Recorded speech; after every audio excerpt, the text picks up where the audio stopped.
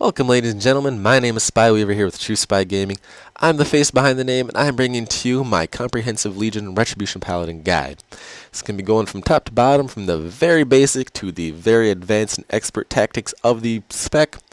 My hope is that when you're done watching this, you'll be able to play the spec quite proficiently and be one of the better Retribution Paladins in the game, regardless of whether or not you had played it in a previous X-Pack or even had picked up the spec as of yet. We'll let you know this guide has gotten pretty long, and for that reason I would not suggest watching it all in one sitting. I have given you some nice little timestamps down below. That'll basically lead you right to the different sections of this guide so you can watch specifically what you want to watch, when you want to watch it, and basically pick up what you need to. If you've played a Retribution Paladin before, there's of course no reason for you to watch the baseline abilities and talent section per se, so you can go right on down into the legendary if you want that, or straight to the gameplay section of it and get the information that you specifically want. Customize this learning experience to yourself. Of course, once you've listened through this video, you're not going to be the best until you go whack a training dummy or put it into use. Practice does make perfect, especially with a spec like the Retribution Paladin, which, even though it might seem like it has a set rotation, it really doesn't. It's got its own little nuances on when and where to use everything. Also, do keep in mind, a little quick disclaimer here, Blizzard does like changing things, as we all do know. So this guide itself is specifically current for 7.0. If things do change in 7.1, I'll be bringing to another video that details all the changes between 7.0 and 7.1. It'll be annotated in different spots in this video itself, and then it'll also be linked below, and you'll also be able to find it on my channel. It'll probably be, the top linked video. And then, as we go from 7.1 to 7.2, if more things change between those two, I'll delete the 7.1 video and make a video that covers everything from 7.0 to 7.2 that you need to know about playing the spec. So at most, you'll only ever have to watch one other video on top of this to know where it's at. That being said, sit down, strap in, grab a drink and some chips. Might be a long one, but it's going to be worth it. We're going to make you one of the best Retribution Paladins in the game. Oh, let's hit it.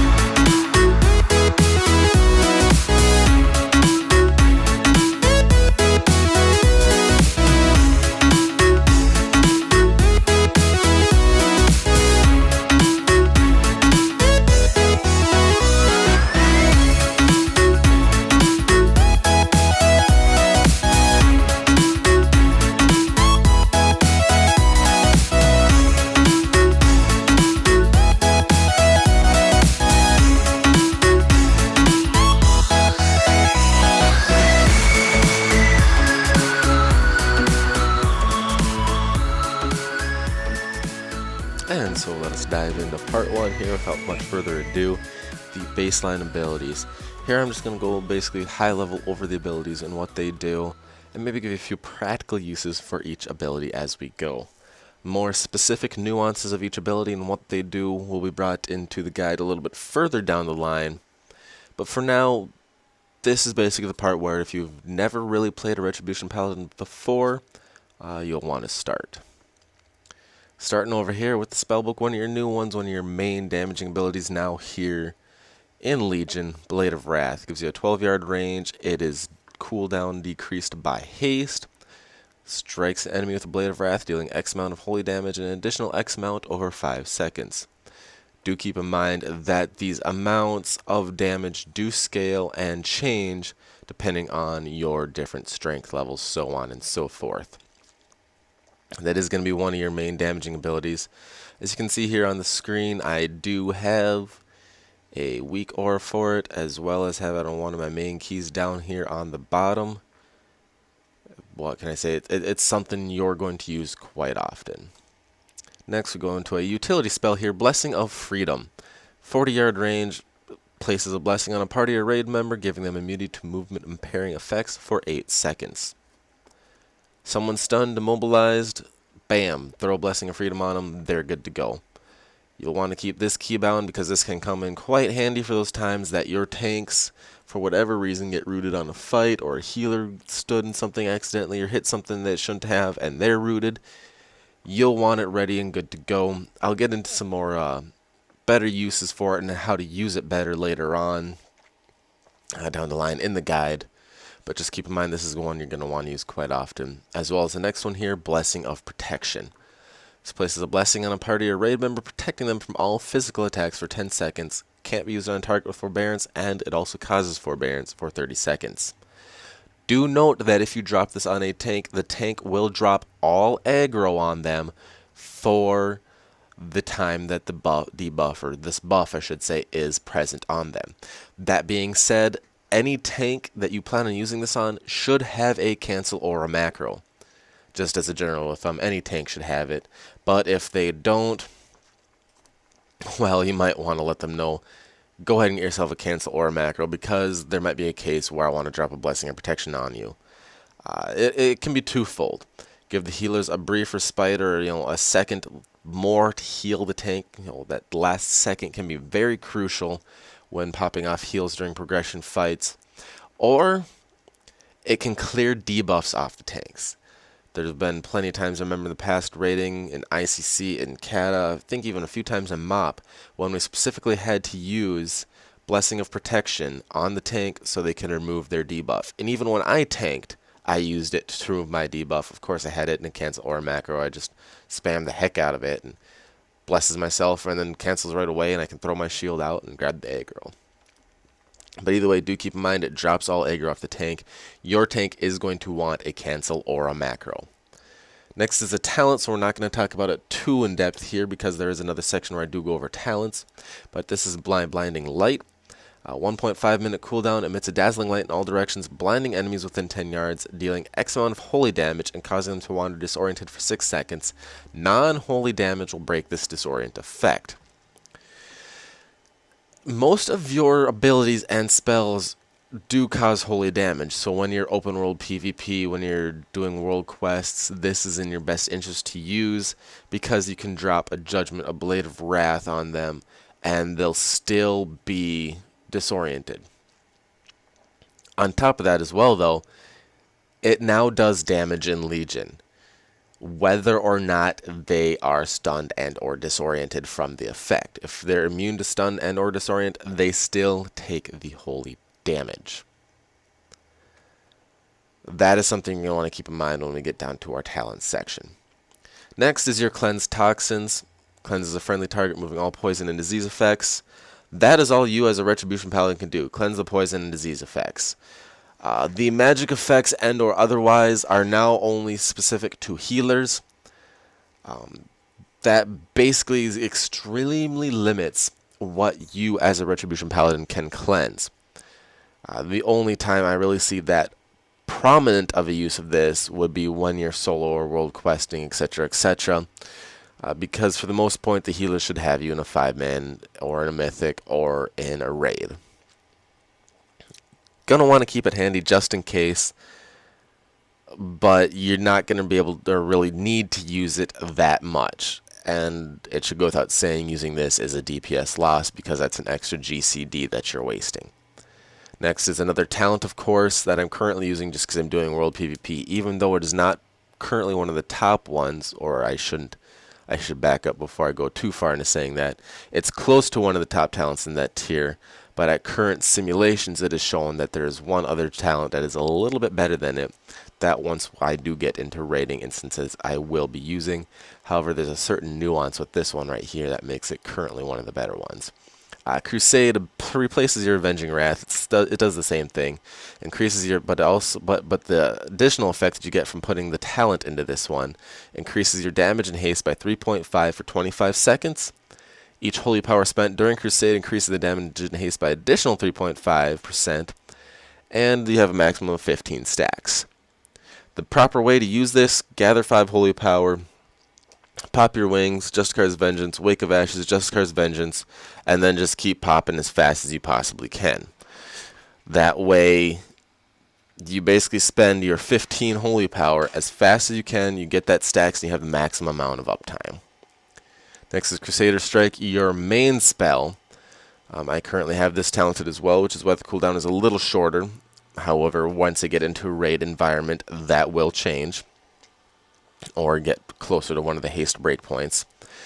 Currently has a 2.9 second recharge. It is cooldown affected based on your haste.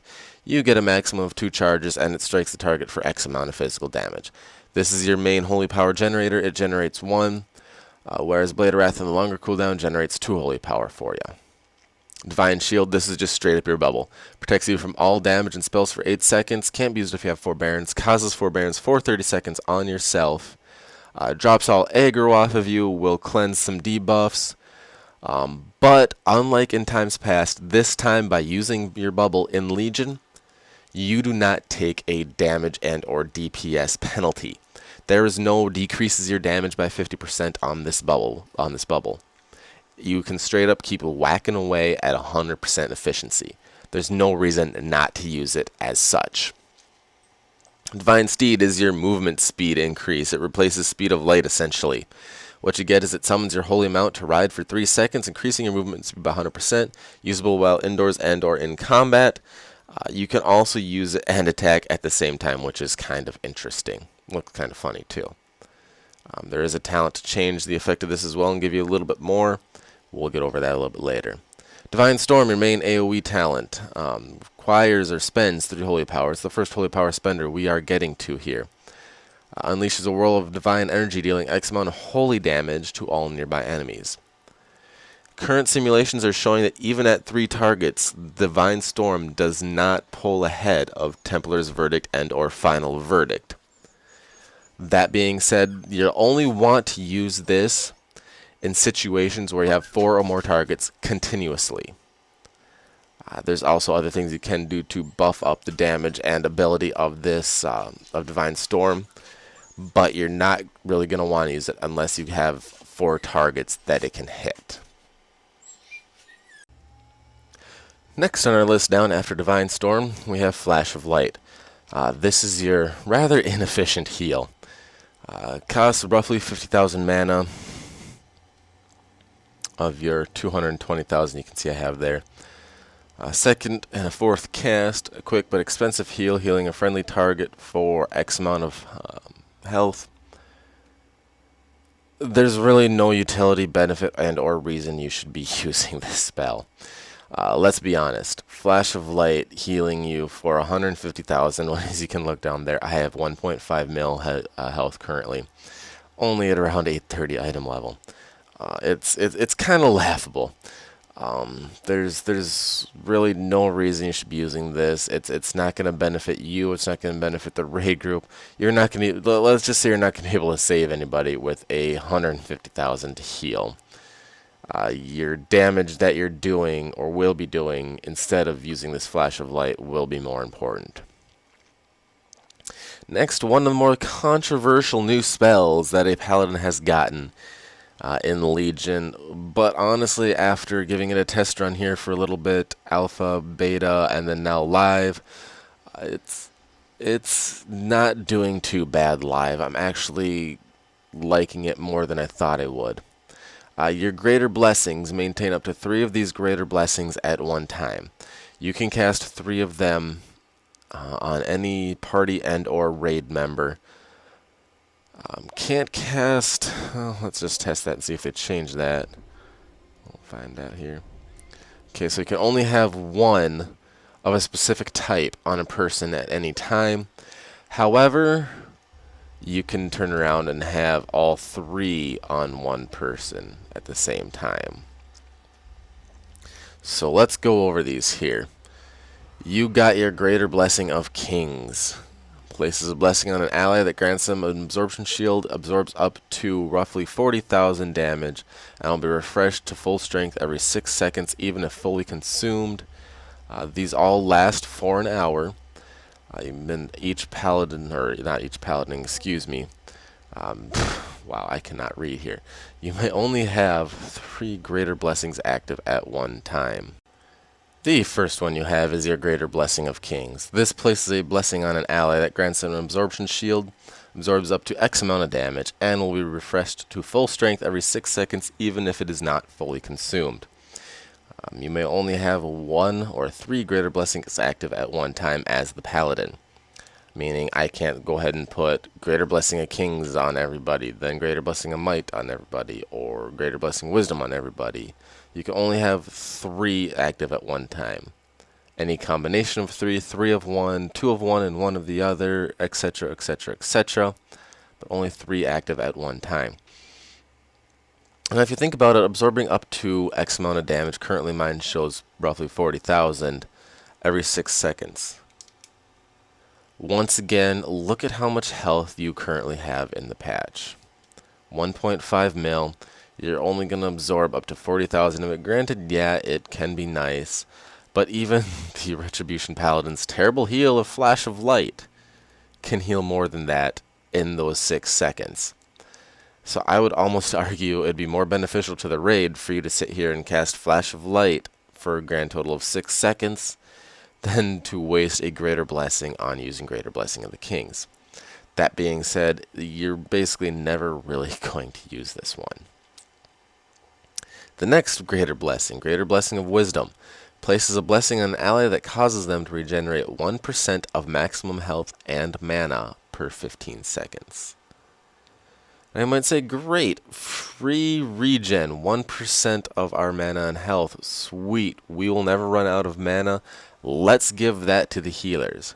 But hold on a second, 1% per 15 seconds. Once again, let's just use the Retribution Paladin as an example. To make it simple, let's just round my mana down to 200,000.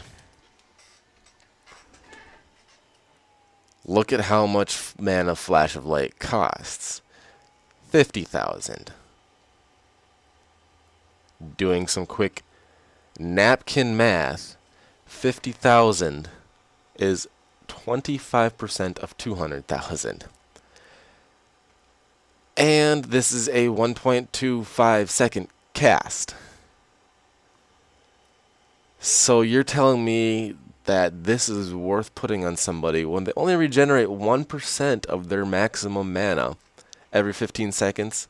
That's a 4% regen over 1 minute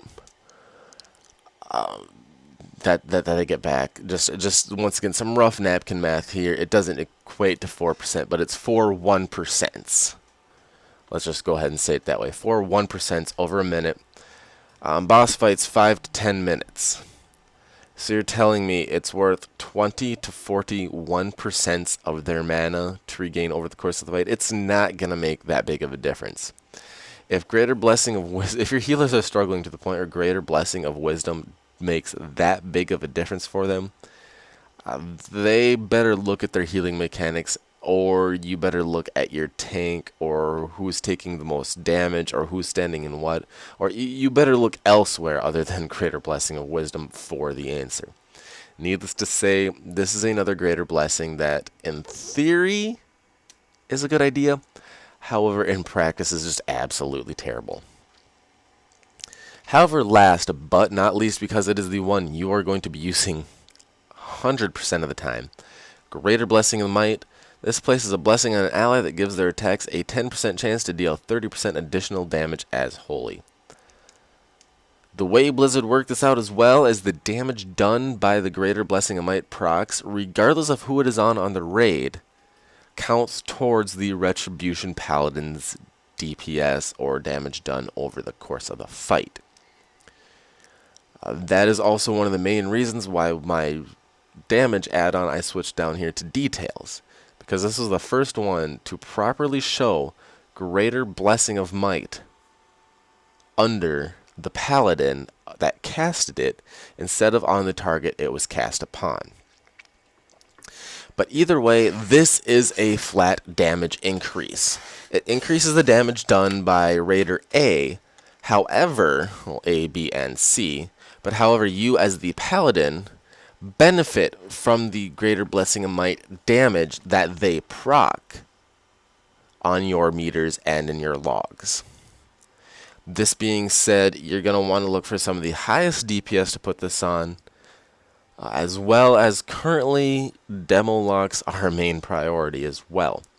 Reason being is all of their pets and their pets casts can proc Greater Blessing of Might. There would be no reason that you wouldn't want to put this on somebody who can have 5, 6, 7 pets going at one time, all casting at one time, and potentially proccing this 5, 6, 7 times, all at once over somebody else. Other main targets, of course, are your typical fire mages. Now with how their dot spread is, so on and so forth, dot ticks can trigger it. Hunters are usually parsing near the top. Rogues are currently fairly strong. Personally, I do not believe it is worth putting on a Fury Warrior just for their execute. I don't believe at that specific time they can do enough damage to warrant doing less damage than the rest of the raid for 80% of the fight, only to have that boost the last 20%. I believe at least that's what their execute still is, unless they changed it. I personally don't believe it is worth putting on a Fury Warrior for that fact. That being said, in raids, I usually put them on our Mage, our Hunter, and our Demo Lock. Most recently, in our pre-patch kill of Mythic Archimond when we were going through, I went ahead and put it on, actually, 2 Hunters and a Mage. And there were some times where I had one on a Hunter, Mage, and a Feral Druid, actually. Feral DPS, I should say. Because of their dot ticks, their bleeds, and how fast they attacked. Needless to say, you're going to want to look for roughly the 3 highest DPS in your guild to put this on. I would suggest against putting it on yourself, for the main fact that you're always going to want to look for procs elsewhere. You really can't tell how much raw DPS you are doing compared to the rest of the raid unless you pull a fight without putting Greater Blessing of Might on anybody. That would be the best way to calculate whether or not you technically or officially are in that top 3 and thus should get it.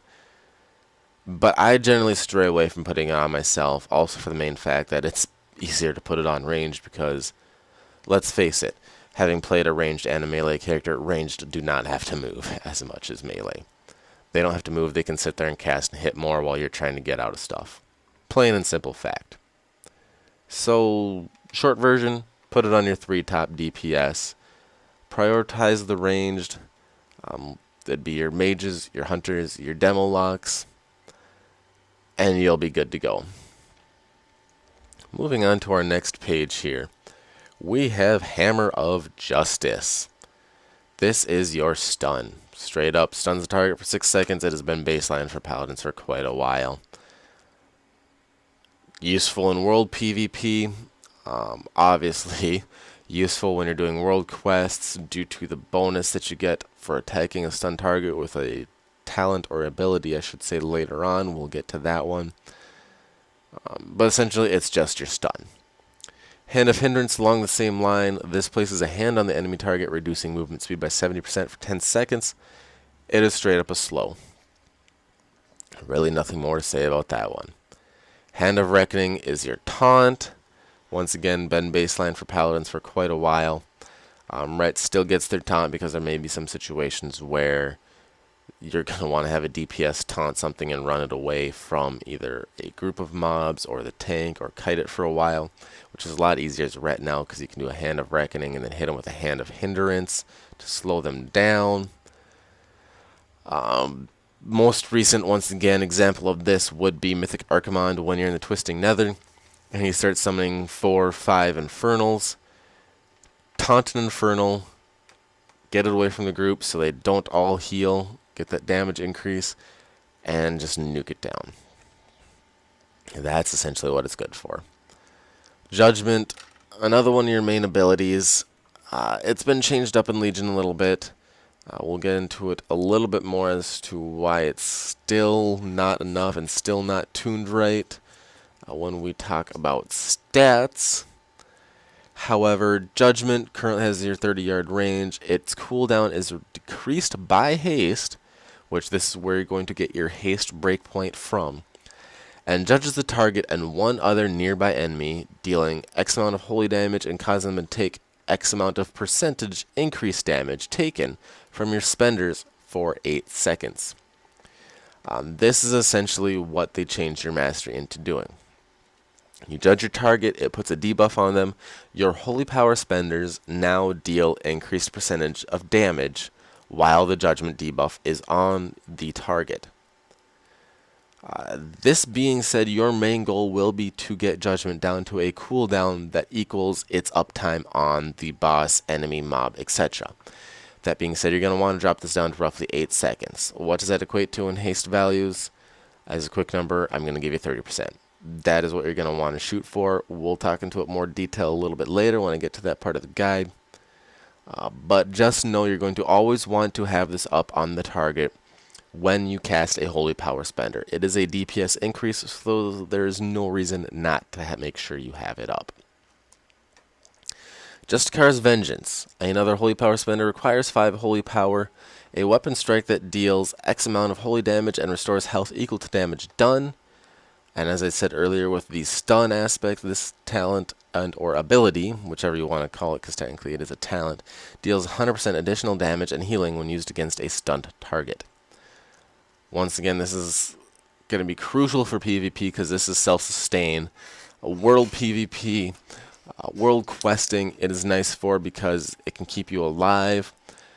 I don't know how many times I've been running through Suramar and, oh, my health is low. Okay, 5 Holy Power stun, smack. Ooh, I just crit for 900k. Alright, I'm full on health.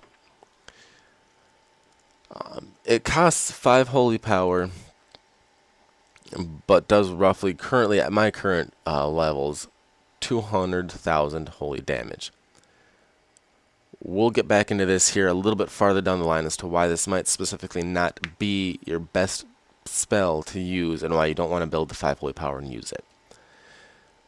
Lay on Hands, still baseline. It's your standard heal. Heals a friendly target for an amount equal to your maximum health. Can't be used on target forbearance and causes forbearance for 30 seconds. So you can't back-to-back lay on hands a target. You can't bubble then lay on hands. You can't hand a protection then lay on hands them, so on and so forth. You have to wait 30 seconds in between applications of spells that cost forbearance. Lay on Hands now has a 10-minute cooldown. That being said, it is basically limited to 1 use per fight. I guess it's Blizzard's way of reducing such a bomb heal, but that is how it is now. Just save it either for yourself when you get pretty low, or for when you see the tank dip down. Personally, I like saving it for the tank because if the tank dies, well, of course, the raid's going to wipe because you're going to lose a whole bunch of DPS, 2, 3, 4. You know, in the period of time it takes for the healers to battle res the tank. So just save it strictly for a tank. I'll get into in my add-on section, I should say, a typical way or an easy way to make sure you always have this ready to go and it's easy to use. Rebuke is your interrupt. You're going to want to keep this on a hotkey close to where your hand always rests. For me, it's personally on my V because my thumb always rests right above that, right below that, I should say, on the space bar. So when I need to interrupt, just go bam. Right there is my V interrupted. That's what it is. It's an interrupt. You as a melee DPS are going to be required to interrupt frequently on fights. Make sure you have it keybound and make sure it's ready to go. Redemption is your revival, your resurrection, whatever you want to call it. Brings them back to life with 30%, 5% of maximum health and mana. Can't be cast in combat. Really, you're gonna want it out, but you're only gonna want to use it or only be able to use it after combat is over and just res the healer. The healers now all have the mass res. You no longer have it as a guild perk, so that should be the only time you ever really use this. If the healer's up, there's really no point because they can just hit mass res and all is fine and dandy. Shield of Vengeance is now our short defensive cooldown with a twist. As it states, this creates a barrier of holy light that absorbs X amount of damage for 15 seconds. When the barrier is consumed, all damage absorbed is dealt as holy damage divided across all enemies within 8 yards. This explosion of damage can crit. I've had it crit plenty of times on me. Currently it states roughly 200,000 damage. I've had it crit on application for roughly 600,000 damage. Even though it is a defensive cooldown on a 2-minute, there are situations where I would argue you're going to want to use this as a DPS cooldown. Why not? It's off the GCD. You can pop it and then stand and shit, take some damage, explode for more damage. Basically, it's a free damaging spell because you really don't have to do anything. It's off the GCD. It doesn't slow down your rotation. I would argue you're going to want to use this as a DPS cooldown to maximize your throughput and maximize your ability as a Retribution Paladin. This is one of those little nuances I was talking about earlier, but I'll get into more on that a little bit later when we get to the damaging section of this guide. Templar's Verdict is your main holy power spender, 3 holy power. Powerful weapon strike that deals 165,000 damage at my current level, so X amount of holy damage. Now if you remember right, Justicar's Vengeance over here cost us 5 holy power and deals roughly, at my current levels, 200,000 damage. Templar's Verdict costs 3 holy power and deals roughly 170,000 damage. Per holy power spent, you only have a 30,000 damage difference between these two. However, Justicar's Vengeance costs you 2 more holy power. Per holy power spent, Templar's Verdict comes out ahead. You go to 200,000 with this, just because Vengeance with my current levels, just to round up for easy napkin math. Divide that by 5, you get 40,000 per holy power. Templar's Verdict, let's make this easy. Let's round it down to 150,000. It takes 3 holy power. Divide that by 3, you get 50,000. I round this down by 15,000. I rounded this up by 5,000, and still Templar's Verdict is a better spender per holy power spent. That being said, you are not going to want to sit here and build up to 5 holy power, hit Justicar's Vengeance continually and continually. You're going to want to shoot to simply using your Templar's Verdict.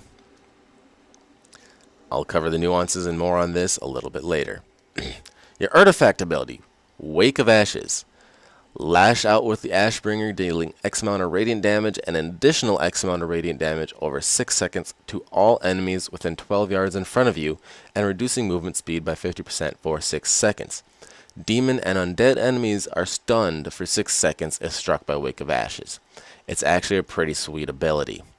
Let me kind of get a little bit better look at this here. You simply just lash out with it. It's a conal cleave in front of you. Bam, just like that. It looks cool. It does a decent amount of damage. You're going to want to be using it, if not for just the fact it's a DPS cooldown, but for the fact of some of the abilities that you get later on that actually make this specific Wake of Ashes ability one hell of a cooldown. Now back into the passives here, we got Heart of the Crusader, which increases your mounted speed by 20%. Really nothing to do. It just is kind of funny when you're running back in dungeons and you pass everybody and beat them to the end. It really does nothing else. It doesn't stack with the movement speed increasing effects, other than the fact that I can just hop on my red flying cloud, say, hey, I'm on a Goku cloud, and go passing everybody and saying, Goku cloud fast, blah, blah, blah, and it's just funny to troll your guildmates with. Not a lot of people actually realize that paladins still have that passive. Next is your Mastery, Divine Judgment. This is what they changed it to. This is why Mastery is absolutely terrible now. It increases your judgment damage by X% and causes the judgment to increase damage taken from your holy power spenders by X%. The higher your Mastery, of course, the more these percentages increase. However, at current gear levels and weights, calculations, so on and so forth, it's not worth it. We will go from being a strictly Mastery class at the end of Draenor to not even really wanting anything to do with Mastery come Legion. Now, I will put a little asterisk by that, because come end of Legion, who's to say that that won't once again change, and we're going to want to start stacking Mastery, simply for the fact of the amount of it we're going to be getting on gear. And who knows, it could eventually increase your judgment damage by 200, 250, 300%, and the debuff could increase the damage taken by 100, 150, 200%. Only time will tell. Next is one of the more hilarious passive cooldowns I've seen. Retribution. When any party or raid member within 40 yards dies, you gain 20% increased damage done and 30% reduced damage taken for an amount of 20 seconds. This, in early conceptions, used to be 50% increased damage done, and that was it. This is now what we have on live. Now, while you might be saying, well, why they nerf the damage output? Was it really doing that much? Was it really that powerful?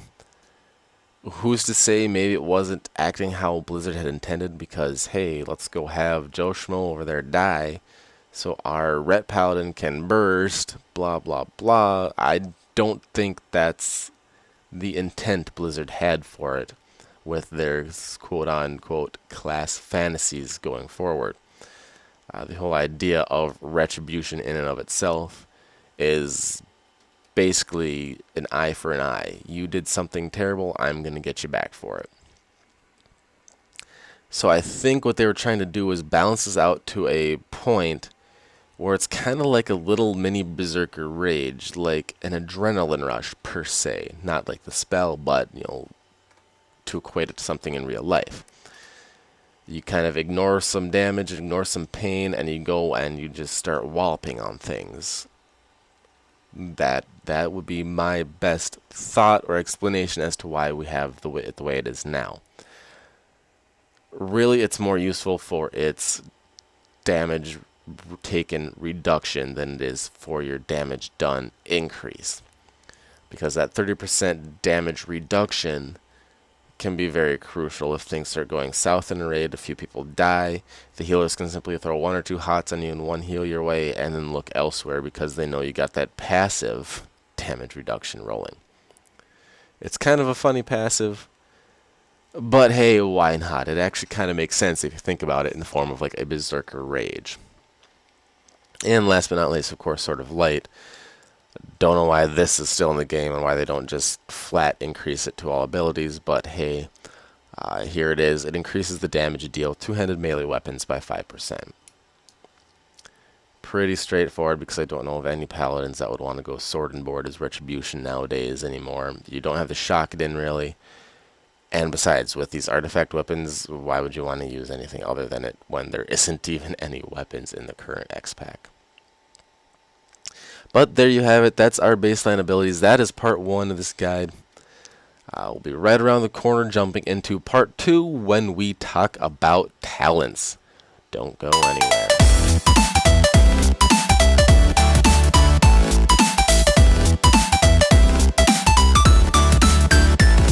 Alright, let us start in with the next part of this guide, talking about the talents and talent tiers. Once again, this is going to be strictly high-level overview. We're going to look at each of them, what they are, just to give you an introduction. Specifics come later on. Your first tier here, level 15.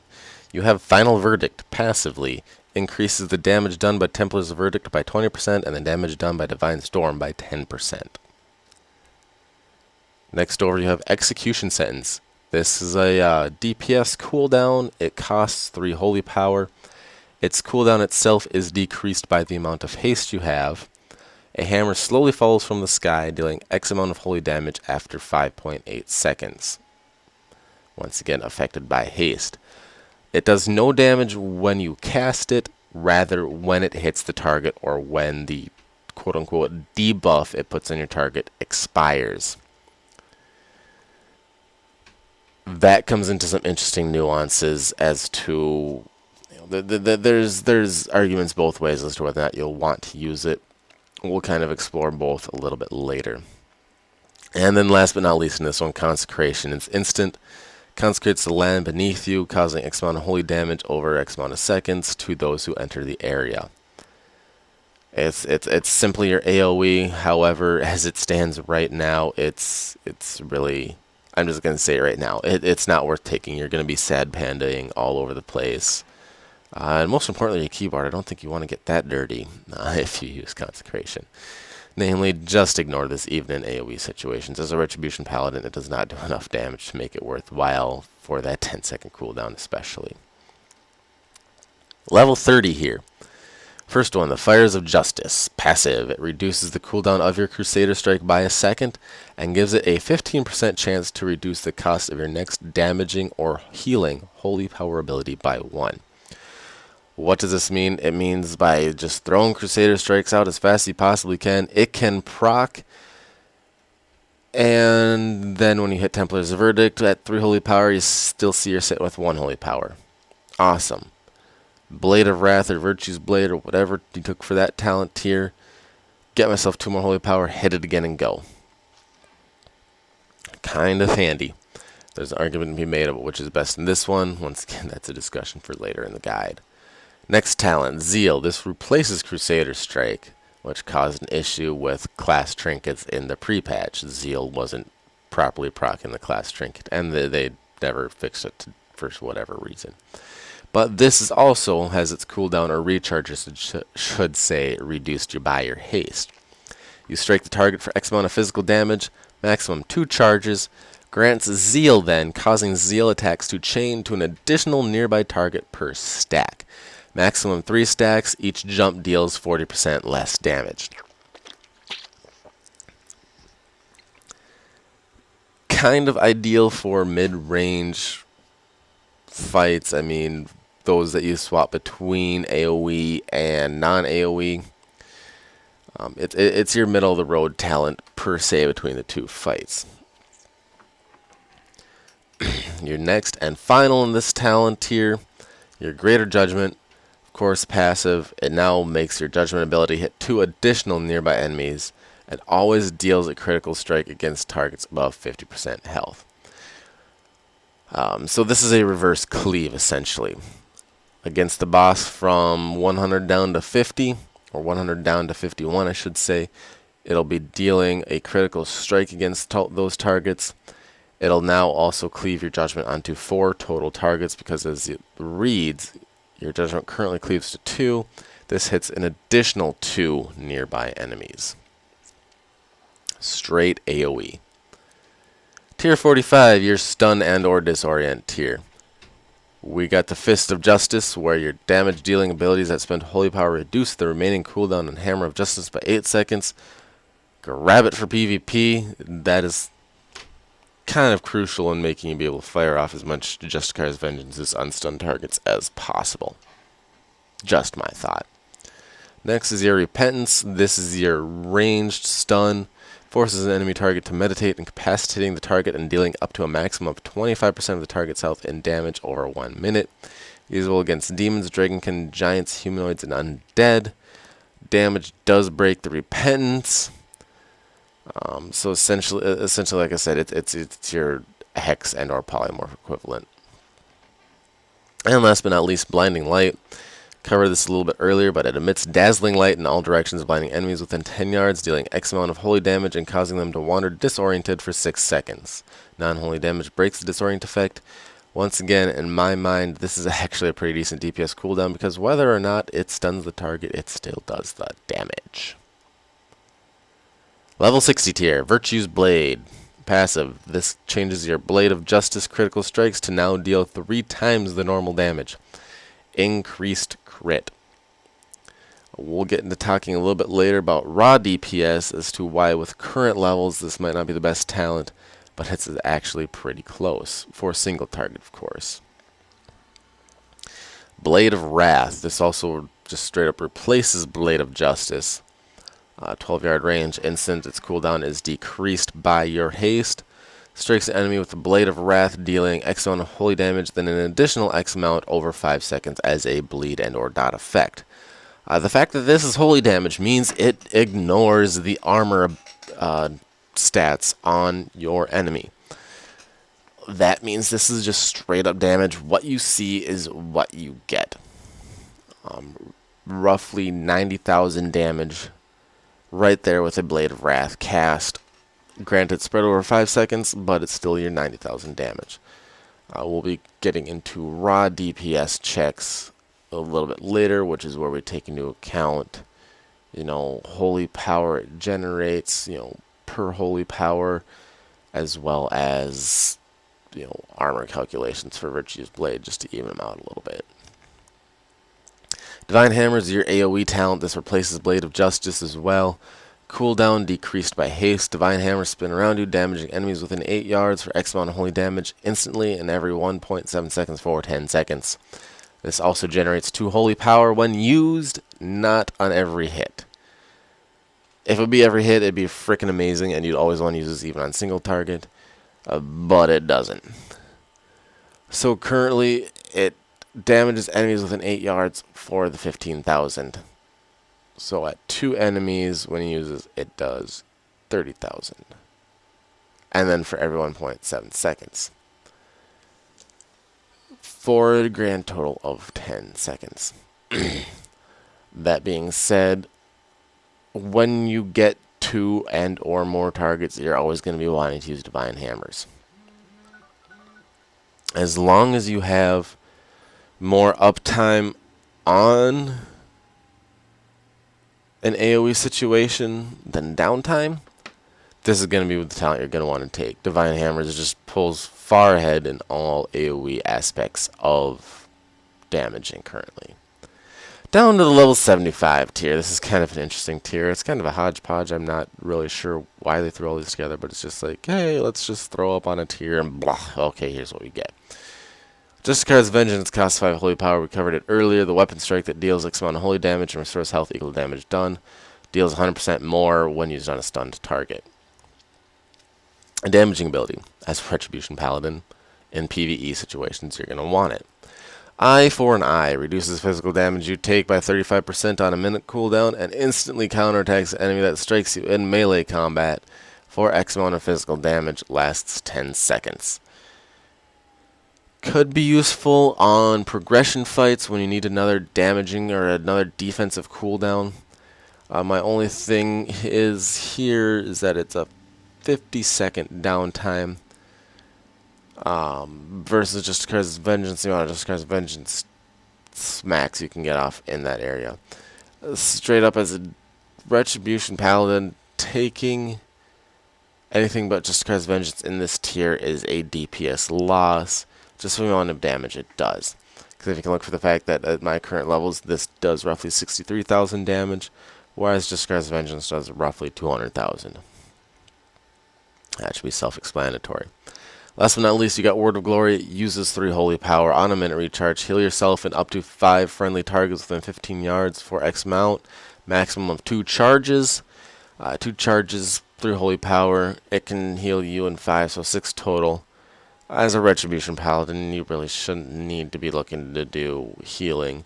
Either way, it uses up holy power. It's a DPS loss. If you want to maximize your DPS and be one of the better Retribution Paladins out there, as far as numbers versus utility, you're not going to want to look here. You're going to want to look elsewhere. Level 90 tier. Kind of an interesting fun tier. Divine Intervention. This is a passive that reduces your Divine Shield cooldown by half. And in addition, any attack which would kill you instead reduces you to 20% of your maximum health. And then triggers Divine Shield. Of course, this can occur while Divine Shield is on cooldown or while Forbearance is active. Essentially, this is a rogue cheat death mechanic. If you think back to HFC Zul'Harak, the empowered black holes, essentially this would allow you to solo a black hole every time your Divine Shield came off cooldown. So literally every 2.5 minutes. It never used to be what you'd take in this tier for the main fact that the next ability there used to be your Divine Steed. That was where you got your movement speed increase, but they have now changed it to Cavalier, where your Divine Steed has 2 charges. I can see an argument for where this would be a DPS increase. Why? Because you have escaping speed and then you have closing speed.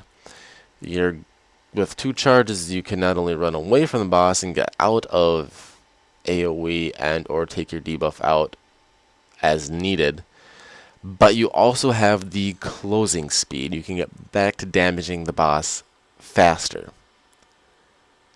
It could be stretching a little bit, it could be splitting hairs, but there is an argument to be made there if you wanted to max DPS that you could potentially take Cavalier to do as such, because it gives you more uptime on the boss. There you have it. Seal of Light costs 1 to 5 holy power. Kind of interesting, but frickin' annoying. Draws upon your holy energy to increase your movement speed by 20% for 20 seconds per holy power spent. So you can increase your speed by 100% for 100 seconds. If you use all 5 holy power. Now this is where this one gets annoying. It uses 1 to 5 holy power. There's no using this and saving 2 holy power to be able to hit your Crusader Strike one more time and then Templar's Verdict and get back to DPSing. It drains you.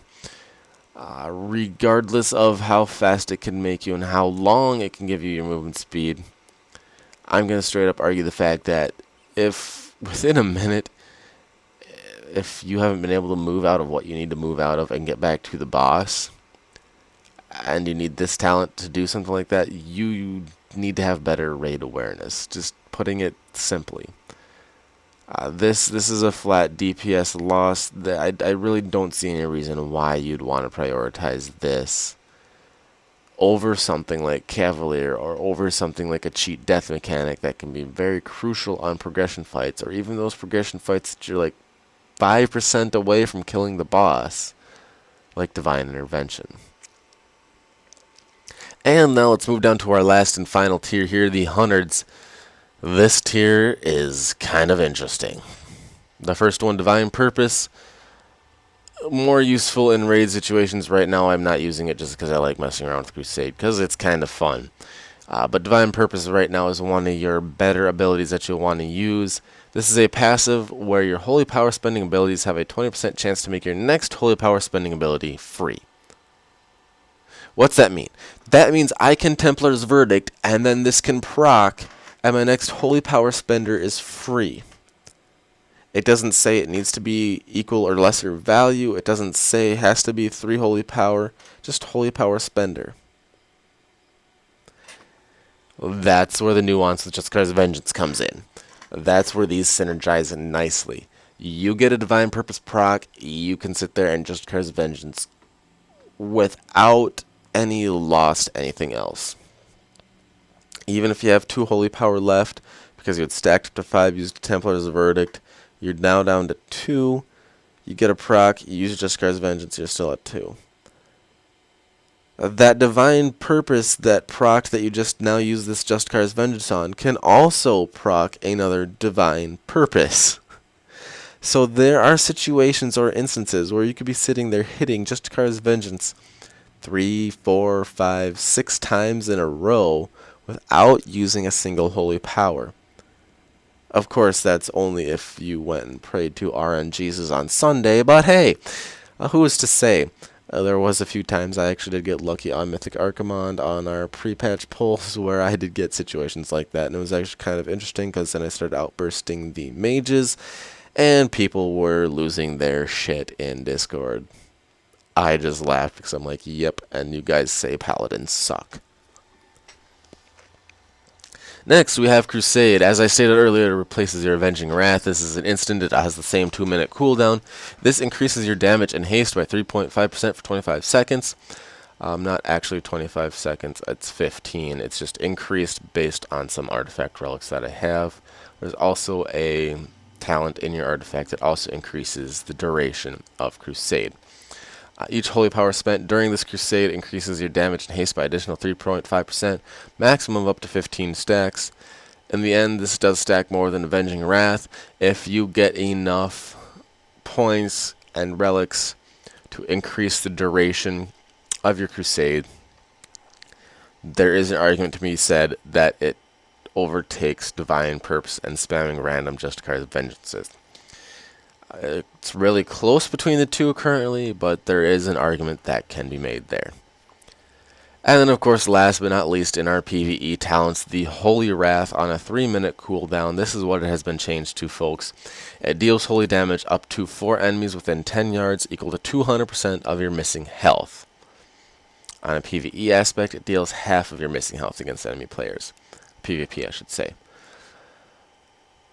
This presents some interesting mechanics going forward. Luckily, right now, this is not a DPS increase to use. Why am I saying this could present some interesting mechanics? Let's go back to level 90 tier, the Divine Intervention. A blow that would kill you reduces you to 20% of your maximum health and bubbles you. This deals damage equal to 200% of your missing health. So theoretically, every 3 minutes, you could taunt the boss, have them smack you in the face to the disdain of your healers, and you're probably going to make them shit themselves, and the tanks yell at you because you ripped aggro off them, and now they have to taunt back. Use your cheat death mechanic to get down to that 20% health, and then blast a Holy Wrath. It's an interesting synergy between these two talents. Is it worth using? Right now, it doesn't look like it is because it's on that 3-minute cooldown, so it's 2, maybe 3 uses per fight at most. Granted, it can crit, but if you use this one, you're going to probably be creating more headache than you are heads turning. More power to you if you want to give it a shot. But before you do, I'll just make your healers and tanks aware of what you're going to be doing. Namely, hey, I'm going to taunt, hey, I'm going to pop my crusade, get my stacks, then taunt the boss, basically nearly die, and then pop a doubly boosted Holy Wrath. Why do I say doubly boosted? Because it's boosted by crusade, as well as the 200% here on Holy Wrath. And basically nearly die, and then you guys as the healers can heal me up, 3, 4, 5 seconds after you see my bubble go on. Or just go ahead and track my bubble, and once you see it almost expire, then you can start healing me. Just run it by your GM, tanks, healers, all of the above before trying to do this and extremely pissing somebody off.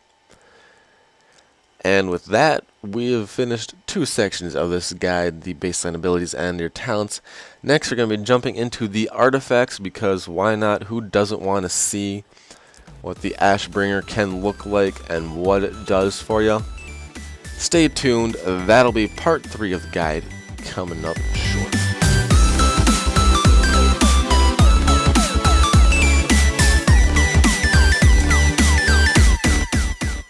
Alrighty, so let us jump on into the next section here. The artifact, skins, abilities, talents, what it does. Let us just go ahead and get up here to the Hall of Champions, to our altar. And we can show you this badass looking Sword of Legend. There it is, the altar. Doesn't that just look amazing? For being underground at Light's Hope Chapel, there sure is a lot of light here. But I believe that's beside the point.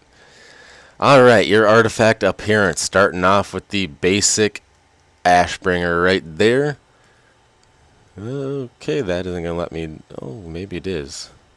Interesting. I can't quite do that. Okay.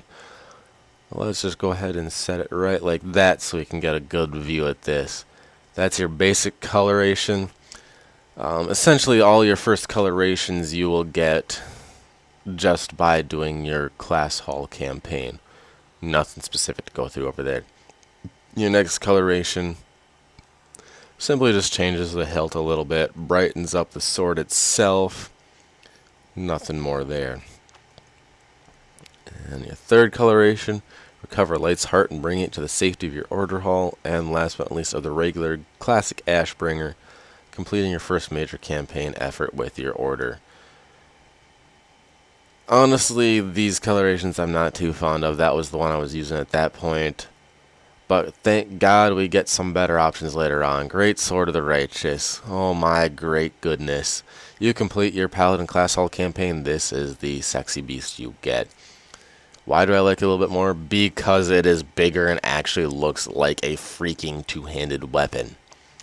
And of course, because it's got a nice little frickin' effect there with the little tassel hanging out. Your next coloration for unlocking every artifact trait. And after that, researching the full history. Kind of looks like an ice sword. I ain't gonna complain. This one looks rather spiffy as well. And last but not least, completing the achievement This Side Up unlocks the green fell fire version of it. Next one is kind of an interesting version. If you complete the quest line, Balance of Power, you will unlock this bad boy. It is a fire sword version. I would like it a little bit more if the sword itself also had the animated fire effects. Really doesn't look too much like Ashbringer, if you ask me. It just kind of looks like a friggin' lava sword.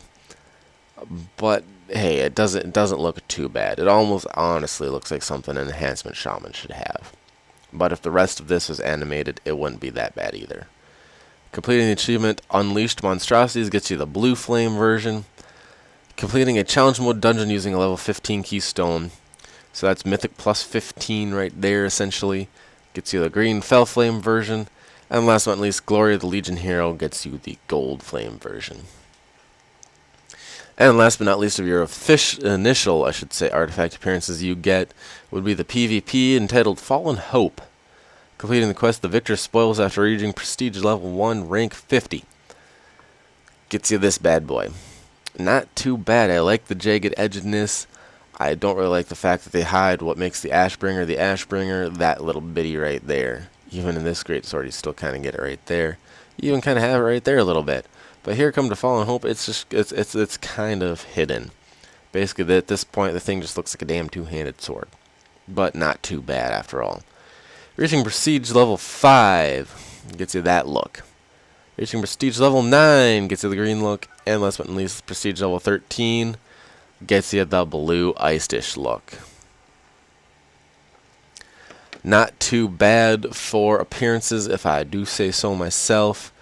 Personally, I still might be sticking with something in this tier, maybe that one later on in the X-Pack. However, do keep a note that there are 2 hidden skins. Currently, one is the Corrupted Ashbringer, the other one, no one knows where to find it. Let me see if I can pull one up for you. The Corrupted Ashbringer isn't quite like how you imagine the old Corrupted Ashbringer. I'm sure when... Oh, come on, don't resolution like that on me. There we go. I'm sure when you imagine Corrupted Ashbringer, you're probably imagining something more along that line. Screw those of you that still have this around and are currently mogging your fucking Ashbringer to the Corrupted Ashbringer, the actual one. You guys suck. By Corrupted Ashbringer, they actually mean that. A close-up view of one specific one would be that right there. It's not terrible, but for God's sakes, if you're going to call it the Corrupted Ashbringer, give me the actual Corrupted Ashbringer. I believe this one down here also shows, I believe that is the other appearance you can unlock. There's 2 hidden appearances. Nobody has found out how to get the second one yet. Of course, you have speculations like this. I mean, but it's been confirmed that Corrupted Ashbringer. Why do they do a twin sword of the Falcon mod? Anyways, at this point, I'm just kind of randomly looking. But this is one of the hidden appearances. The different, of course, 4 colorations of the Corrupted Ashbringer. That version of it. I guess that's just a different look at that right there. But it's 4 colorations of that Corrupted Ashbringer. I'm not entirely sure. I had found it at one point what the other one was. But at this point, I'm not going to waste your time by looking too far into it. But that is what one of your hidden artifact appearances looks like right there. The quote-unquote Corrupted Ashbringer. Once again, screw those of you who are currently using this one, because that just kind of knocks the shit out of their new Corrupted Ashbringer version. But next, let us dive down into the traits of the Ashbringer. This is going to be the meat and potatoes. This is going to be where your Ashbringer gets its damage. First, you get 3 relic slots, of course, like all ones, all artifacts, relics, artifacts. Yeah. The third one unlocked when you complete your Class Hall campaign. And of course, you get 2 holy and 1 fire. Essentially leveling up, and until you start getting into mythic dungeons, you're going to want to be throwing things in here that are just the highest item levels. As you can see where it says underneath, you got the name of it, heroic, item level, binds when picked up, fight artifact relic, plus X amount of item levels. Initially, you're going to want to see what gives you the most item level increase, because that is what in turn increases the stats of your Ashbringer. Goes without saying. So off the top of the bat, that is going to be what you're going to want to look for. You might also be questioning why I have 44,000 artifact power sitting there instead of spending it. That is because of the terrible pathing of the Retribution Paladin. I'll discuss that here a little bit more after I get done going through these talents and or abilities for you, whichever you want to call them. Essentially, I equate this to basically the Wrath of the Lich King talent trees, kind of, but not quite. So starting in here with the traits of our artifact. Your main one you get initially when you get your Ashbringer would be right here, Wake of Ashes. I talked about this one a little bit earlier. It's on a 30-second cooldown instant cast. You lash out with your Ashbringer, dealing X amount of radiant damage, and then an additional X amount of radiant damage over 6 seconds to all enemies within 12 yards in front of you, and reducing their movement speed by 50% for 6 seconds. This is your frontal cleave. Demon and undead enemies are stunned for 6 seconds if struck by Wake of Ashes. It's not limited to an amount of enemies that you can have in front of you. If there's something there, it will hit them. And I might be thinking, what makes this desirable? What makes this powerful? What makes this what we want? The answer would be our first golden dragon over here. That is Ashes to Ashes. Wake of Ashes also generates 5 holy power and causes all enemies hit to be burned for X amount of radiant damage over 6 seconds. So not only does this add another dot, but it makes our Wake of Ashes generate 5 holy power. Now you can kind of see where this is coming in. Now you can kind of see where Crusade might at certain levels pull ahead. You build up your 5 holy power, you pop Crusade, you hit Justicars, you hit Wake of Ashes, then Justicars again. You are at 10 stacks already. Shouldn't take you much more global cooldowns to get it all the way ramped up to 15. I would say, however, after those first 2 Justicars, you do not hardcast a Justicars again. Reason being is because I discussed it earlier, it is a DPS loss per holy power spent. Just simply spend Templar's Verdicts from there on in. However, that is not the only good ability, I should say, in your artifact. Let's keep going through them here. The first one after leaving your Wake of Ashes you will get will be Blade of Light. Passive that just straight up increases the damage dealt of your Crusader Strike by 15%. 1 rank, so only 1 point goes in there. The next one we got here for you is Deliverer of the Justice. 3 ranks. Increases damage dealt by Blade of Wrath by 8, 16, and then 24%.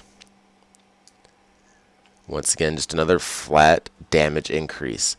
It would be, it would, what if you didn't take the Blade of Wrath talent, it would say your other ability right there as well. Sharpened Edge, 3 ranks. Another passive that just straight up increases the critical strike chance of your Crusader Strike by 6, 12, 18. Multiplicatives of 6. Fairly self-explanatory as well. First path up here to the top, Deflection. 3 ranks, reduces the cooldown of Shield of Vengeance by 10, 20, 30 seconds. Can come in handy, once again, with that DPS aspect of your Shield of Vengeance that I talked about earlier. Then your Golden Dragon over here, kind of hidden away from everything. Echo of the High Lord. Ashbringer mimics Templar's Verdict and Divine Storm, dealing 10% of the normal damage.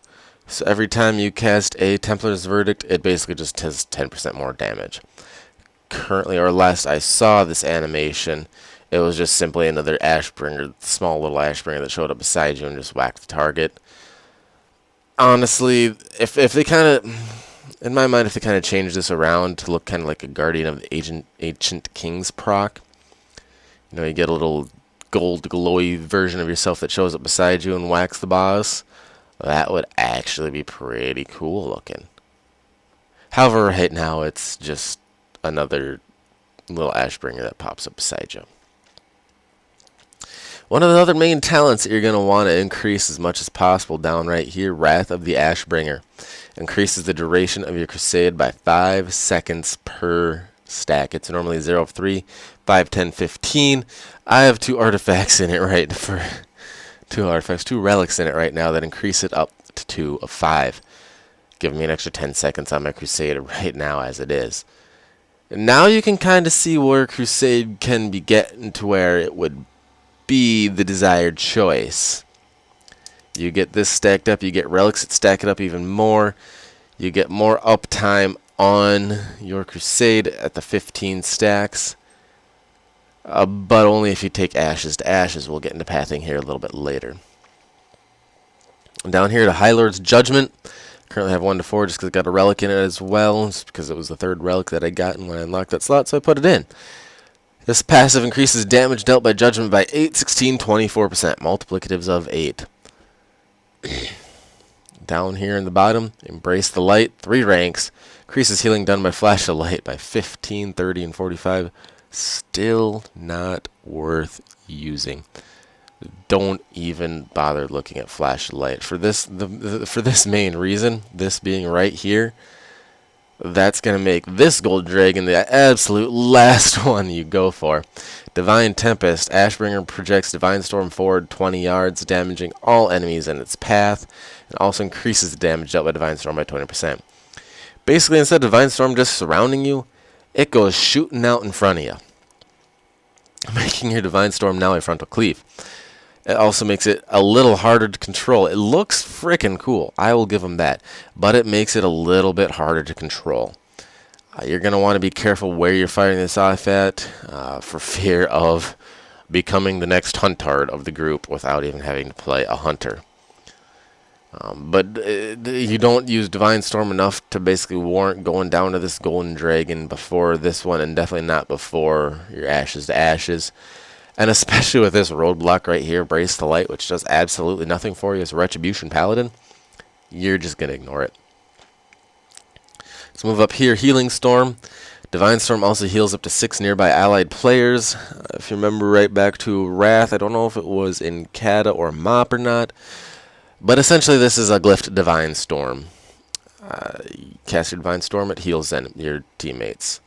Once again, this is going to be one of the last abilities you go for. I'd even argue you go for this one after you go down here and get Divine Tempest, because this isn't even a DPS increase. At least Divine Tempest in some form increases the damage a damaging ability of yours does, making it more desirable than, hey, let's just heal everybody whenever I throw out a Divine Storm. Over here we've got Endless Resolve 1 rank. It reduces the duration of your forbearance by 10 seconds. Yeah, okay, it's useful in some retrospect. It's not something you're going to be shooting for or necessarily prioritize, but it is what it is. Over here, Might of the Templar, 3 ranks, increases damage dealt by Templar's Verdict by 2, 4, 6%, multiplicatives of 2 on this one. For whatever reason, once again, it's a flat damage increase. It's definitely going to help you out. It brings us back up to Ashes to Ashes, so let's go back down this route right here. Protector of the Ashen Blade. 3 ranks, reduces the cooldown and Blessing of Protection by 10, 20, 30%. Whatever, you really don't use your Blessing of Protection all too much to warrant basically any use out of this.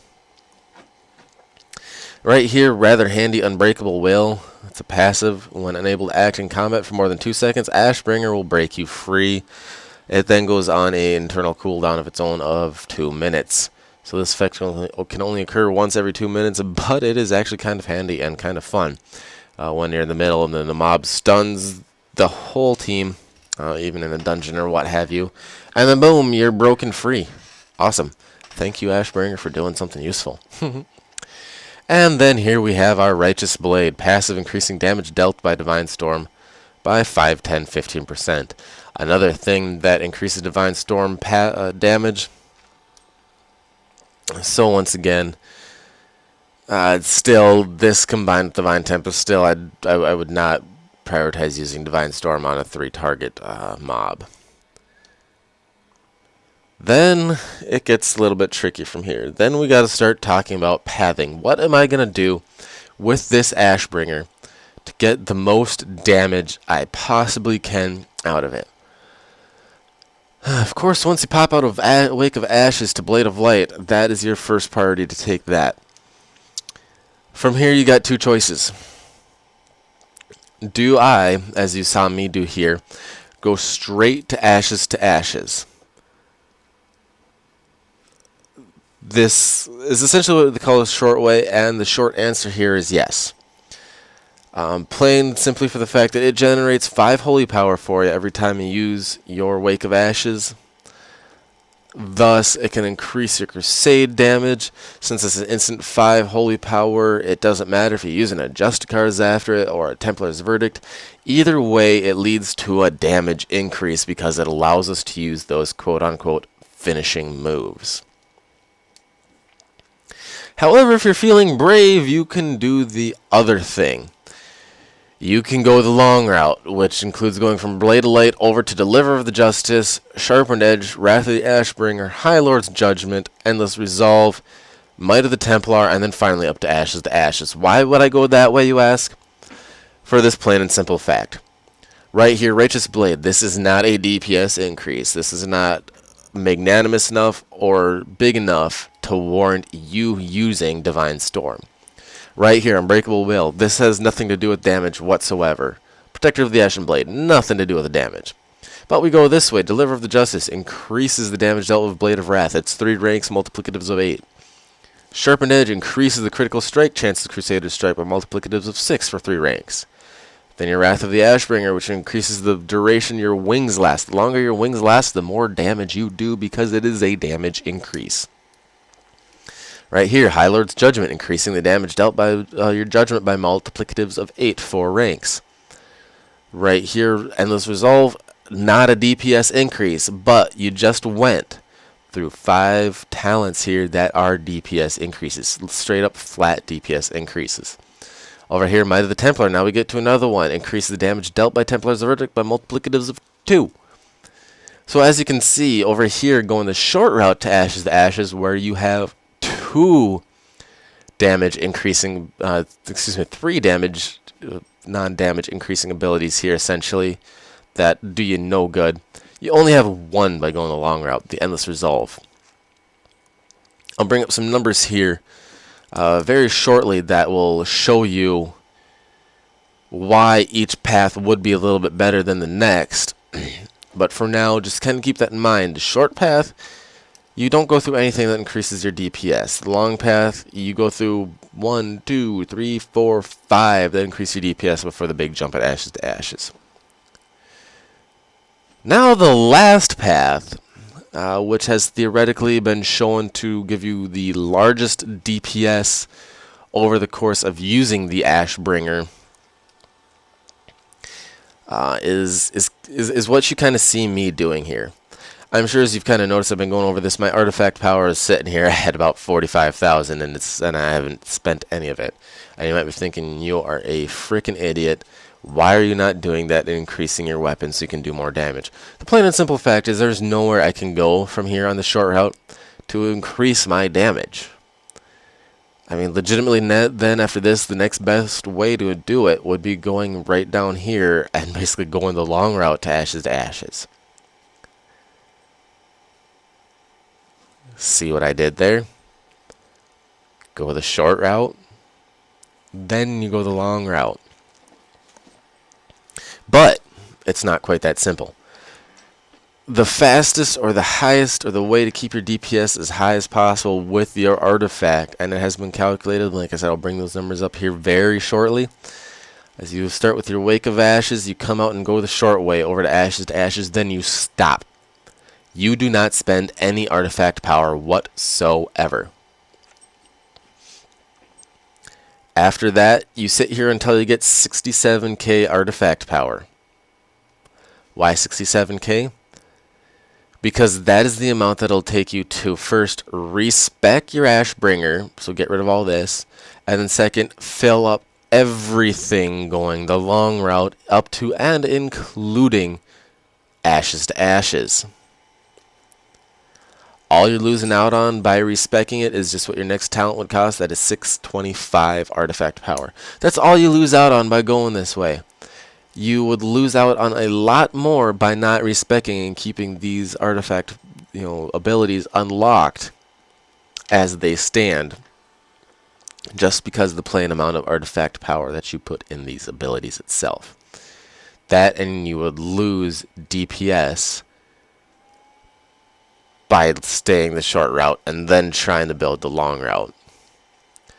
Now, if you've already done something like that, I would keep doing it. I would not respec at this point.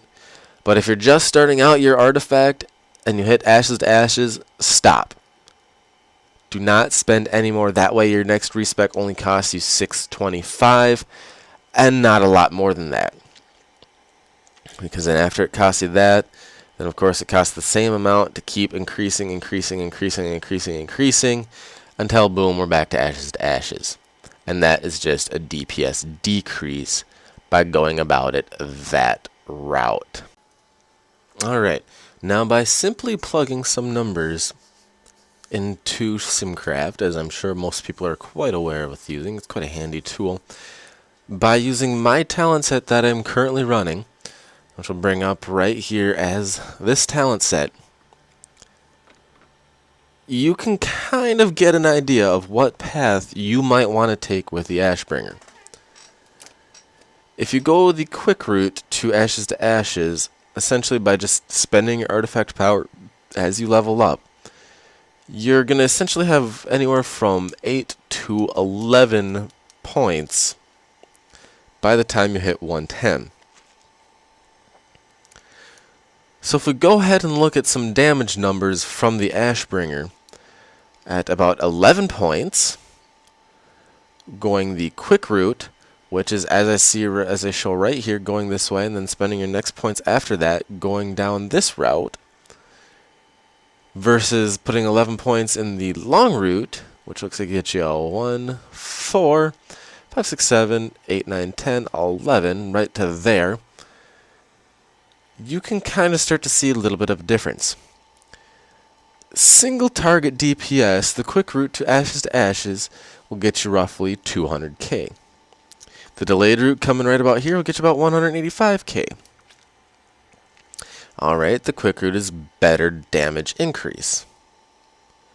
AoE, it's about the same. The quick, you'll be sitting about 500k. The delayed route, will be sitting about 420k. So the quick route in both aspects would be the same in this case. But if we start to look at the numbers a little differently once the delayed route hits ashes to ashes, which would be at your 18th point, things start to look a little bit differently. Of course, by going the quick route, you'd put your 9 there, 10, 11, 12, 13, 14, 15, 16, 17, 18. You can either go up there for it or down here. Ideally, you'll probably want to go up here so you can get your second golden dragon. So we're just going to say up here for the quick route, you go this route, and then you get up to here with your 18th. The long route, the delayed route, your 18 points gets you right here. Alright, so now by your 18th point, by going the quick route, you're looking at roughly 204k DPS. Now, of course, there's other numbers in that. It could be 204, 132. But no one cares about those specifics. 204 gets you the ballpark idea, because we're just trying to do some basic napkin math here to keep it simple for you. The delayed route gets you about 220k DPS. That's where it starts pulling away, I should say. The delayed route, once you get to ashes, pulls ahead in single target DPS. But you say, but wait, what about AoE? Quick route will sit you about 500k. Get your ashes to ashes and be sitting right here on deflection. The delayed route, about 505k. So you'll be 5k above by going the delayed route coming around. Simply because of where you'll have extra talent abilities here, your judgment cleave, and for the main fact that your Crusader Strike is going to be cleaving when you're hitting, your Avenging Wrath is going to be doing more damage. It's just way better. So that being said, you might be thinking, alright, we were at 200k roughly with the quick route when we hit 11 points, to 185 with the delayed route. Then when we hit our 18th point, the quick went to 205 and the delayed's at 220. So why wouldn't I want to go to the delayed route? Simply because the amount of time from there then that it will take you to get to your next golden dragons will be much longer than if you had taken the quick route around. Now, if you stop at 9 points like I have here, and spend, roughly 2 weeks, doing one daily dungeon, a few mythics here and there, as well as questing in Suramar, to get to that 67,000 artifact points, you will actually have a quicker route to hit the delayed route than you would if you took the long way around. By doing it this way, you can hit it roughly about, I would say about a week sooner, just depending upon your playing time, how long you're going to sit there and grind, and how much dungeons you run if you run all the mythics and then consistently run heroics, yes or no. That being said, the modified route, or you can call it the tricky route, or the sneaky route, or whatever you wish in this case, by taking 9 points, spending the 10th point to respec, and then spending 18 points around to Ashes, actually gets you more DPS faster. You might be thinking, is it really worth keeping a 9-point Ashbringer for these 2 weeks to try to hinder us? Well, the answer is straight up and simply, since right now where I'm sitting before raid, because I should have those artifact power points before we even ever hit the raid, so it's going to be a non-issue, is the fact that yes, you should go the short route, wait, and then go the delayed route once you hit your 67k. Pretty simple.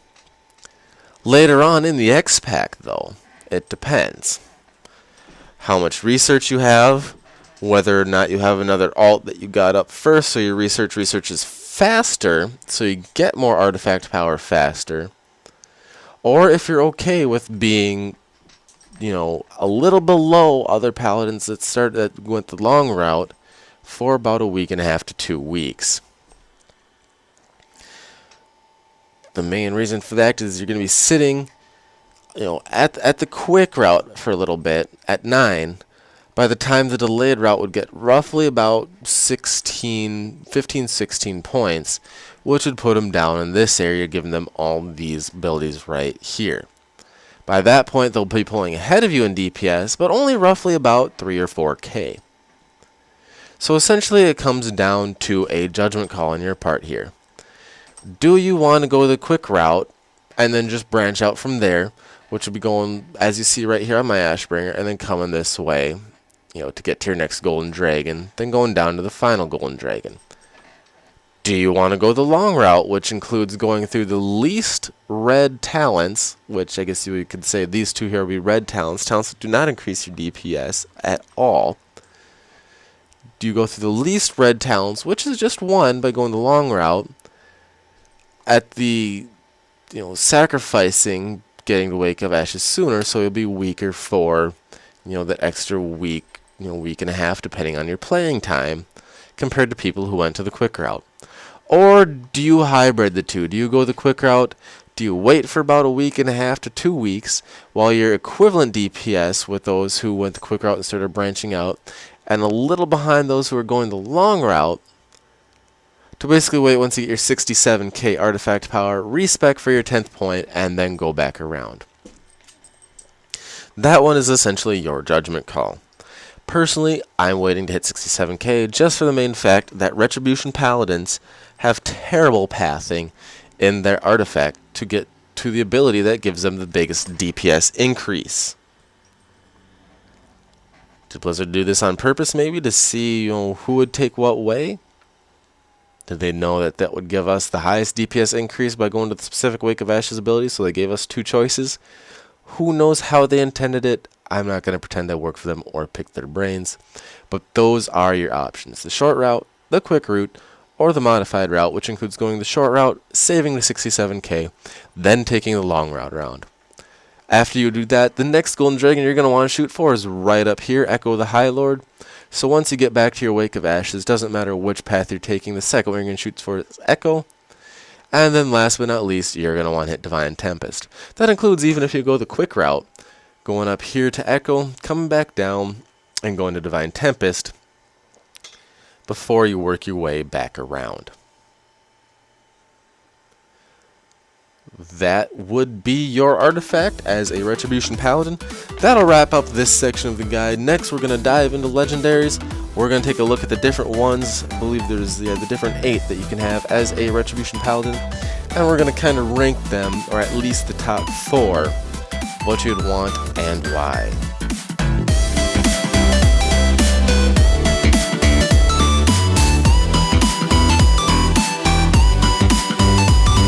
Alrighty, next section we're going to jump into here will be that of our legendaries. What exactly are they, you might be asking? Well, they are huge stat sticks.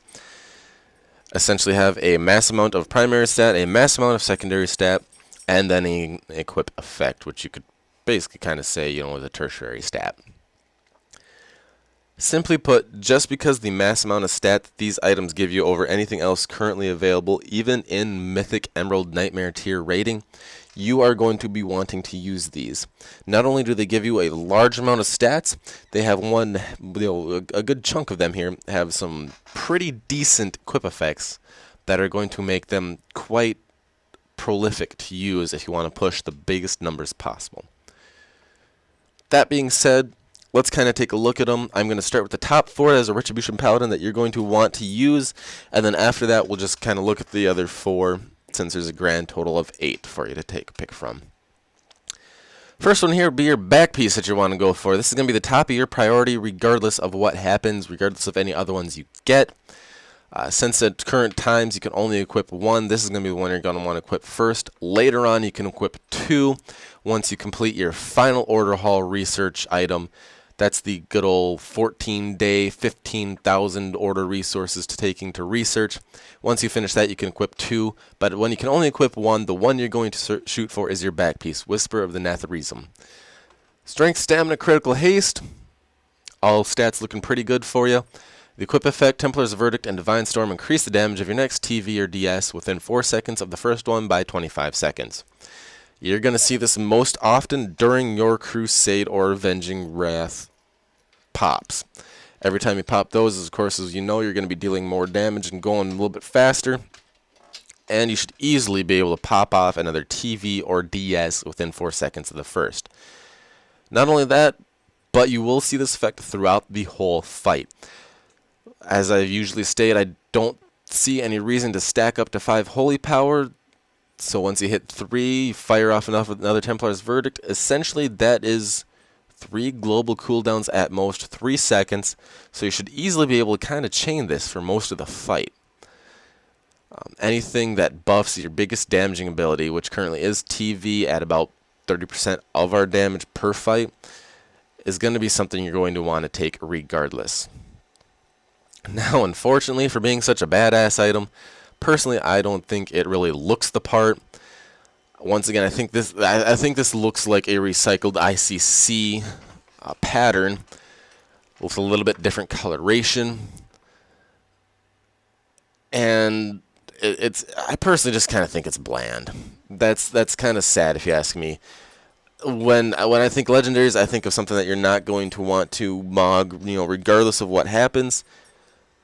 I couldn't even tell you a single one of these legendaries that I wouldn't mog. They all just, personally, I feel they look horrendous. That's nothing against using them. It's just personal thought and feeling. But that's what your number 1 looks like. Number 2, if you do not have the choice of your back piece, but you have this choice, you're going to want to use it. Your finger piece, Lyrdan's Fury Unleashed. This bad boy is a stamina crit haste ring, guaranteed to socket. Its equip effect is basically another free holy power generator. While your Avenging Wrath is active, you gain 1 holy power every 2.5 seconds. Our fastest holy power generator currently is Crusader Strike at 2.75. That is at my 28% haste levels. So this ring generates holy power during your wings faster than you can generate holy power during your wings. Simply put, because your Crus has that 2.75 recharge time. This is a 2.5 recharge time. That being said as well, if you have this ring, be mindful of your holy power during your wings. You don't want to overcap yourself. You don't want to be sitting at, say, 4, fire off another holy power generator at the same time this procs. Therefore, this proc for your 5th holy power, the generator or Crusader strike that you fired off procced for your 6th holy power. So you just wasted a generator and lost DPS. Especially, I would say if you have this ring especially, you are going to want to fire off a holy power spender as soon as you hit 3 holy power. When you got something that passively generates your resource for you, you're not going to want to sit on it. You're going to want to spend it. That's the best way to maximize your DPS in this case. That is number 2, Lyridan's Fury Unleashed. Now, number 3, if you don't have either of those, are your wrist pieces. Aegis Jalmur, the Arm Guards of Awe. Strength, Stamina, Crit, and Mastery. Its equip effect, any attack which would kill you, instead triggers a Shield of Vengeance at 200% the normal amount, and then reduces you to 1 health. Can occur more than once every 3 minutes, which is a little slower than your Divine Shield cheat death mechanic, which is at a 2.5 second cooldown if you got it talented. And it also leaves you at 1 health, not 20% health, like the Divine Shield cheat death mechanic. However, as we know, Shield of Vengeance explodes when it has absorbed the 100% of the damage to deal that damage back to your enemy, your target, or the targets, I should say, within 8 yards, and also has the chance to crit. So one could argue that this gives you a nice absorbed shield for defensive, but gives you a bigger chance to crit and a bigger chance to do more DPS. However, that would require you to plan on taking damage at certain parts in the fight. Might be a little bit tricky, but if you're able to pull it off, it could help. It's something a little bit gimmicky, but if you can gimmick it right, it is a DPS increase.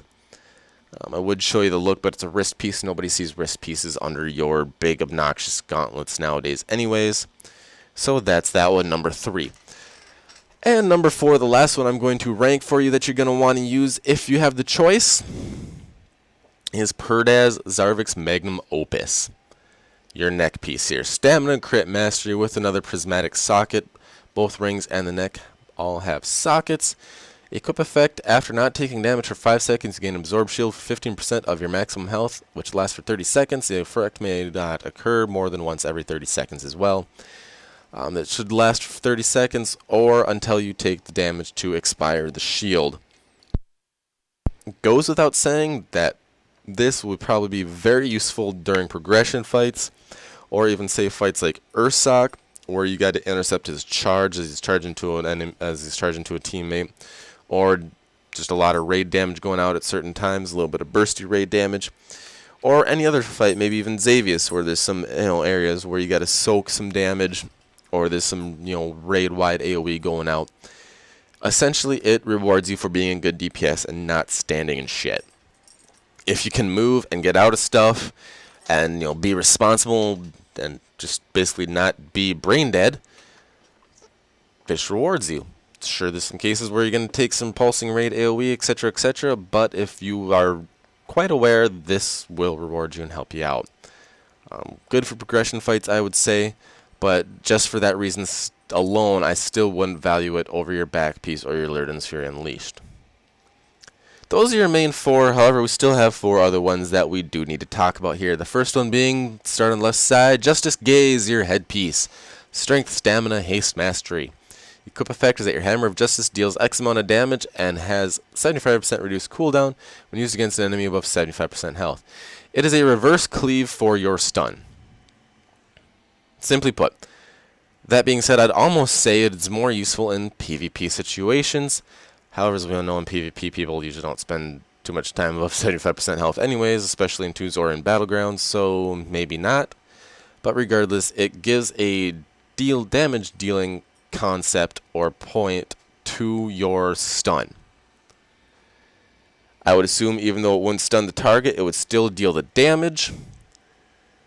But I personally haven't been able to test it, but going off the tooltip that it states, I would assume that that is what it means.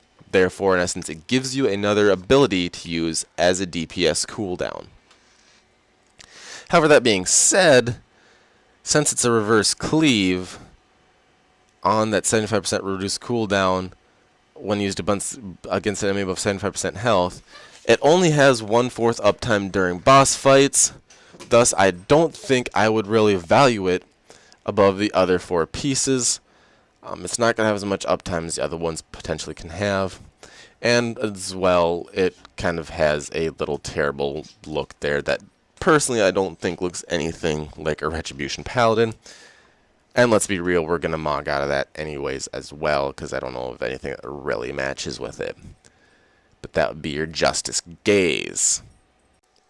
And moving right on down the line from Justice Gaze, we have our waist piece, Chain of Thrawn.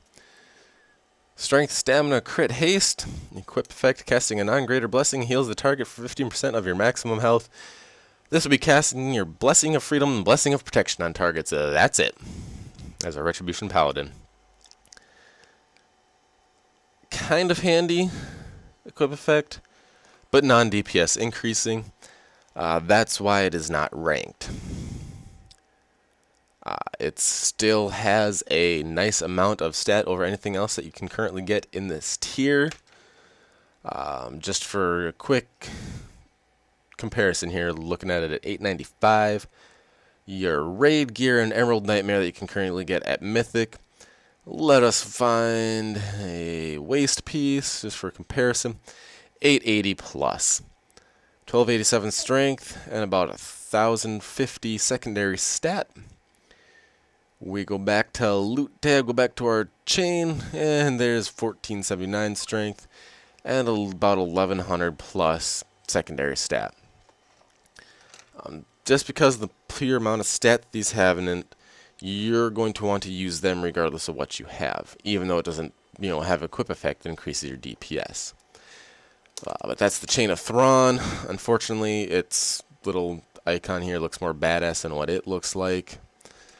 I mean, it kind of looks a little disappointing personally. It does look like chains, I can see that, but I would have at least expected to have like a 3D model. Especially with how most things are going 3D model now, thankfully. Looks a lot better than having flat things plastered against your character. Like, hey, I'm wearing plate, but my chest piece looks like it is just a shirt and or cloth. Yeah. But that's just me. But there's your Chain of Thrawn. Not a DPS increase with an equip effect, but still worth using if you have it and don't have any other options. Next choice is Sefu's Secret. Finger piece, stamina, crit, haste with a prismatic socket as well. All jewelry have these sockets on them. I don't know why they're starting to just call them prismatic sockets. They should just call them socket at this point since they don't have socket bonuses like they used to anymore. But that's just me. Equip effect, successfully applying a loss of control effect to an enemy grants you a 70% increased movement speed and 15% haste for 10 seconds. The effect may occur once every 30 seconds. One of your very few loss of control effects as a Retribution Paladin here is Blinding Light. That happens every 1.5 minutes if you use it on a cooldown. This only lasts for 10 seconds. Even though it can give you 15% increased haste, those 10 seconds at most are 10 GCDs. At most are 3 Templar's Verdict casts. You can sneak in a 4th if you can get enough Blade of Wraths in potentially. But, I mean, for the 15% haste for 10 seconds, it's almost going to be nearly impossible because you can't apply loss of control mechanic to the raid boss itself. There might be some ads where you might be able to, but you might not. It just depends on how minor or major they want to make those ads. But either way, this won't be an in-raid min-max DPS increase. Therefore, this one isn't ranked in your top 4. But once again, still worth using. Because as you can see, its stats compared to an 850 on the first one there in the middle. Or on the right compared to an 840 of the same kind of a ring, a crit haste ring.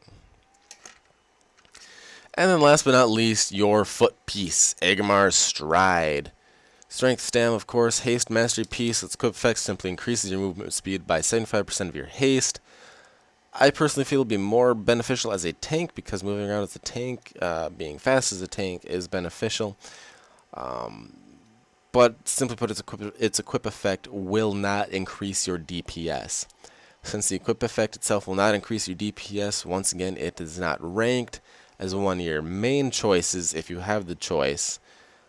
But once again, it is still a DPS increase due to the main factor being it's about 600 strength over anything that you can get for pre-raid, and quite a bit of strength even over anything else during raid, for the main fact that mythics drop 880 pluses, and that's where it's at. I mean, this is a straight up 895, good to go right out of the box. Next question that I could simply straight up answer here for you. You can get them out of any sort of things. These can be randomly dropped out of a cache, out of a dungeon boss. That's why you'll see people chaining heroics all day to try to get one of these things. They can come from a multitude of areas. By box, I do mean the World Quest caches that you get.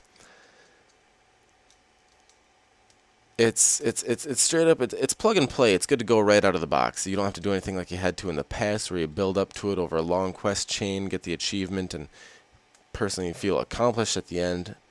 I personally kind of feel that this is, just kind of cheats out, or makes it a little bit weaker. Being the fact that, hey, poof, here's a legendary, good to go. All you had to do is just kill one boss in a dungeon, or just complete 4 world quests. But that's just me. Either way, they're legendaries. They're good. They got good equip effects. They have a nice amount of stats. Regardless of what you get, you're going to want to use them. But once again, if you do have a choice, your main choice of priority order is first, you're always above all else going to want to use your back piece, the Whisper of the Nazarethum.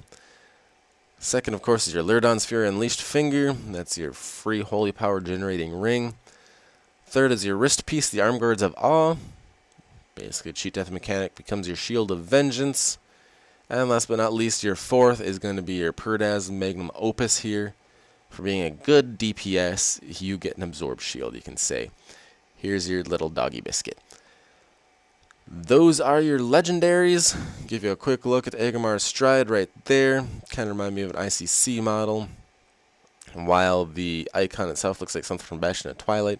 But those are your legendaries. That is the legendary section of this guide. Next we'll be jumping into some gearing and stat weight hints. And then it's the meat and potatoes, folks. Stick with us.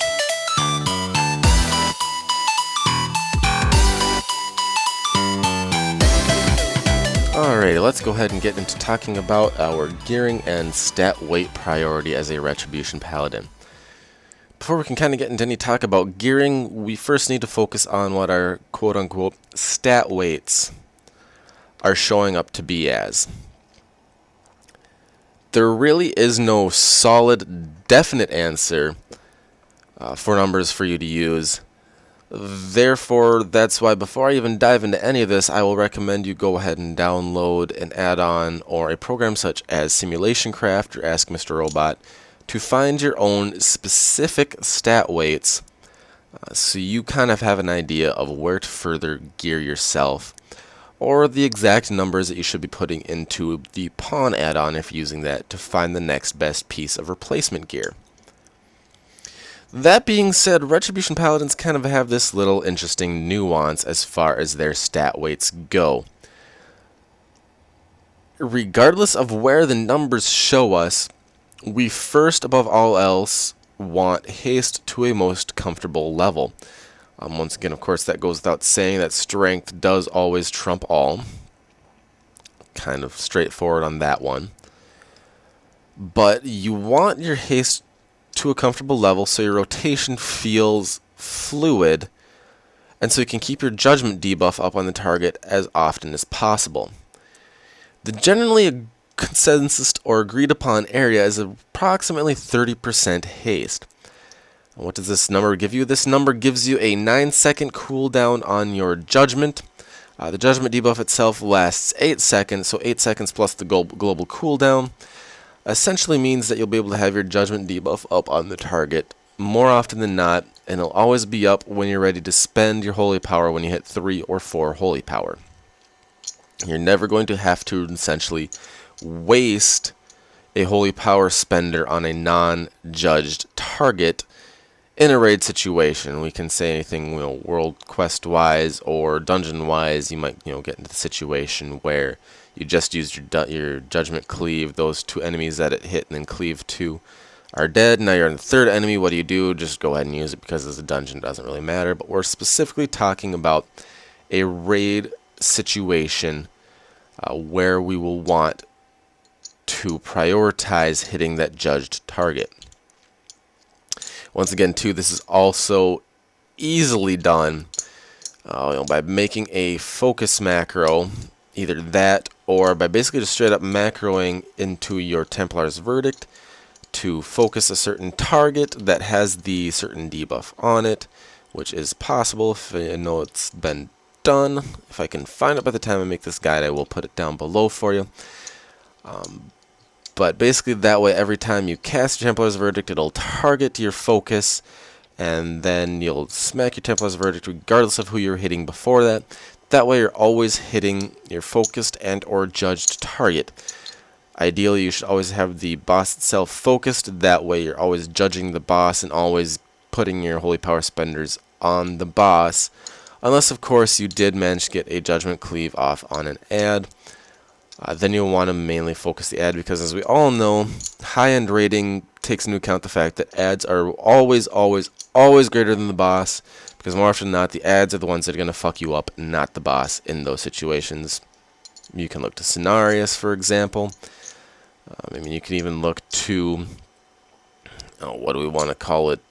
Deathwing, Spine of Deathwing 2.0, the evil Deku Tree, your Heart of Corruption.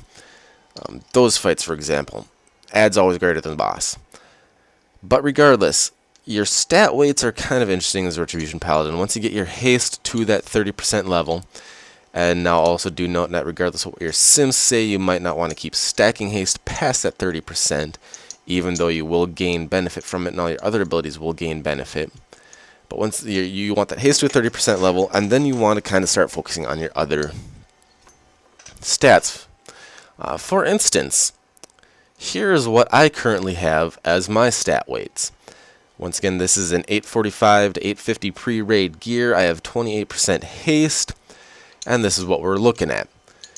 Versatility is a little bit better than crit, which is better than mastery, which sims better than haste scaled. These were done doing Patrick-style fights 10,000 times via simulation craft, using a 20 ability Ashbringer. Don't quite have Echoes of the High Lord yet in this simulation, but it gives you this, the general idea. What you see there is that means that basically you'll want to stack versatility after you get that haste level, and then after that, of course, crit, then mastery. Crit will always, or should always, be rated above mastery for the main fact that all of your abilities, including Blinding Light, your Hammer of Justice, if you have that legendary, or your Shield of Vengeance, can all benefit from crit, whereas your mastery only benefits your holy power spenders and thus judgment. Since mastery doesn't benefit all abilities, that's regardless of where your numbers would sit, I would always value crit above mastery. Haste, it comes down to you if you want to stop at 30 or if you want to keep going to try to hit that point where you get your judgment cooldown down to about 8 seconds. Not entirely sure if it's quite possible with Mythic Emerald Nightmare gear, but time will tell. Time will let us know. So there essentially is your priority: versatility, crit, mastery, and then haste. Haste, of course, after the 30% initial haste. Simply put, we'll give it to you one more time here. Haste to 30%, versatility, crit, mastery, and then all excessive haste. Now that might bring into question for you, where does that put us in the fact of gearing? What is our best in-slot list for pieces such as shoulders, heads, arms, knees, and toes? Har har.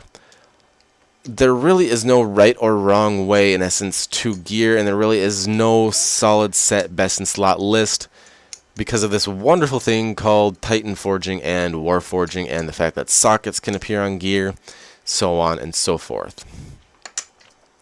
I think it goes without saying that regardless of what you have for rings, and regardless of what the stats are on them, if something drops with a socket, it's going to be better than what you have. For instance, as a Retribution Paladin, crit verse, haste mastery, crit haste, and then you got the haste mastery right there as well. So 2 haste masteries, a crit verse, and then a crit haste. So you probably want to be going for the crit haste and crit verse rings. But if, say, you got this current ring right here that's in your screen, an 880, or even say an 890, because you got a Warforged, and then the 880 with a socket drops, I would argue that that socket would be greater because you can drop a 200 strength gem in it. That is essentially equivalent to about a 40 item level upgrade. Since it gives you that much more stat over anything else you have, just simply because of that socket. So essentially you kind of have to keep, basically bearing what your stat weights say, what your current gear levels say, where your haste is at, and then after that just simply go with what gives you the most of the verse, crit, mastery, haste levels. The easiest way, aside from using pawn, that I can give you to figure out what would be a better piece of gear is to essentially rank it. If it's got crit, you give that crit stat a 1. You give the versatility stat a 1. Crit would be a 2. Mastery you'd rank as 3, and then haste as 4. Once, of course, you've reached your haste breakpoint, or that 30. If you haven't reached haste at 30 yet, always put haste at 1, verse at 2, crit at 3, and then mastery at 4. What does this mean, you might be asking? Simply score it and do like a little bit of a golf scoring, for example. If you're trying to compare 2 of the equal item level to figure out what is better. Notice how I say equal item level. 2 of them at 880s, we'll take a look at this one. It has crit and versatility. Versatility, we'll say we're at 30% haste. Versatility is our number 1 stat, then crit is number 2. Total them up, that gives us a 3. We go down to our band right here that has haste and mastery. Haste is 4, mastery is 3. That is a total of 7. Now we use a golf scoring method. The lowest number wins, and thus would most likely benefit us more for DPS. Thus, this will be better or an improvement over the Mindrand band. Simply because we benefit more from crit or verse than we do from more haste, and especially a high mastery piece. Once again, because mastery only essentially itself affects 3 up to 4 if you take execution sentence abilities, and crit can affect them all. That might not hold true in all cases, don't hold me to it, but if you just want a quick way to figure out what is the best for you and what would be best to use, I would kind of use that kind of a method for gearing up. Just a general note, really, at this point in 7.0, mastery is absolutely worthless. It really does not pull ahead in any situations, even if we have 5 target cleave and you got your greater judgment talent rolling, so you can get that judgment debuff on 4 targets, you're divine storming all those targets. It still does not help because there might be a 5th or a 6th target in there that our divine storm is hitting that does not have the judgment debuff. Thus, even though mastery increases our divine storm's damage on those 4 mobs, it still does not pull ahead. Thus, mastery, in essence, at this point in the X-Pack is kind of like that red-headed stepchild that nobody wants to claim. You just kind of run away from it as fast as you can. But without saying, you really don't want to look at anything with mastery. If you can stray away from mastery pieces, I would. So for in this instance, if you're running with a haste mastery ring like this, even if something like a crit verse ring would drop, and you're kind of close to that haste break point, and that would kind of break you off of that haste break point, personally, I would sacrifice a little bit of haste to pick up this crit verse ring here. If you currently have, like I said, the dreadful Cyclopean Signet and this Scrubby Silver ring drops, and they're both the same eye level. Keep that in mind once again, if they're both the same eye level, I would go for the Grubby Silver ring. just to get rid of that mastery that really does nothing for us at current levels. Maybe later on down in the X-Pack we'll get enough mastery to where it'll be useful and we'll want to change this up a little bit. But currently it's really not worth taking. Also do keep in mind that an 890 should always generally maybe be taken over an 880 if they have the same stats. I mean, especially if you got the 880 grubby silver ring and an 890 grubby silver ring drops, it's an upgrade. There you go. If you got 880 grubby silver ring and something like the Mind Rend band drops at 890, personally, since there's no main stat on it, I would shy away from it. But this only happens in the case of jewelry.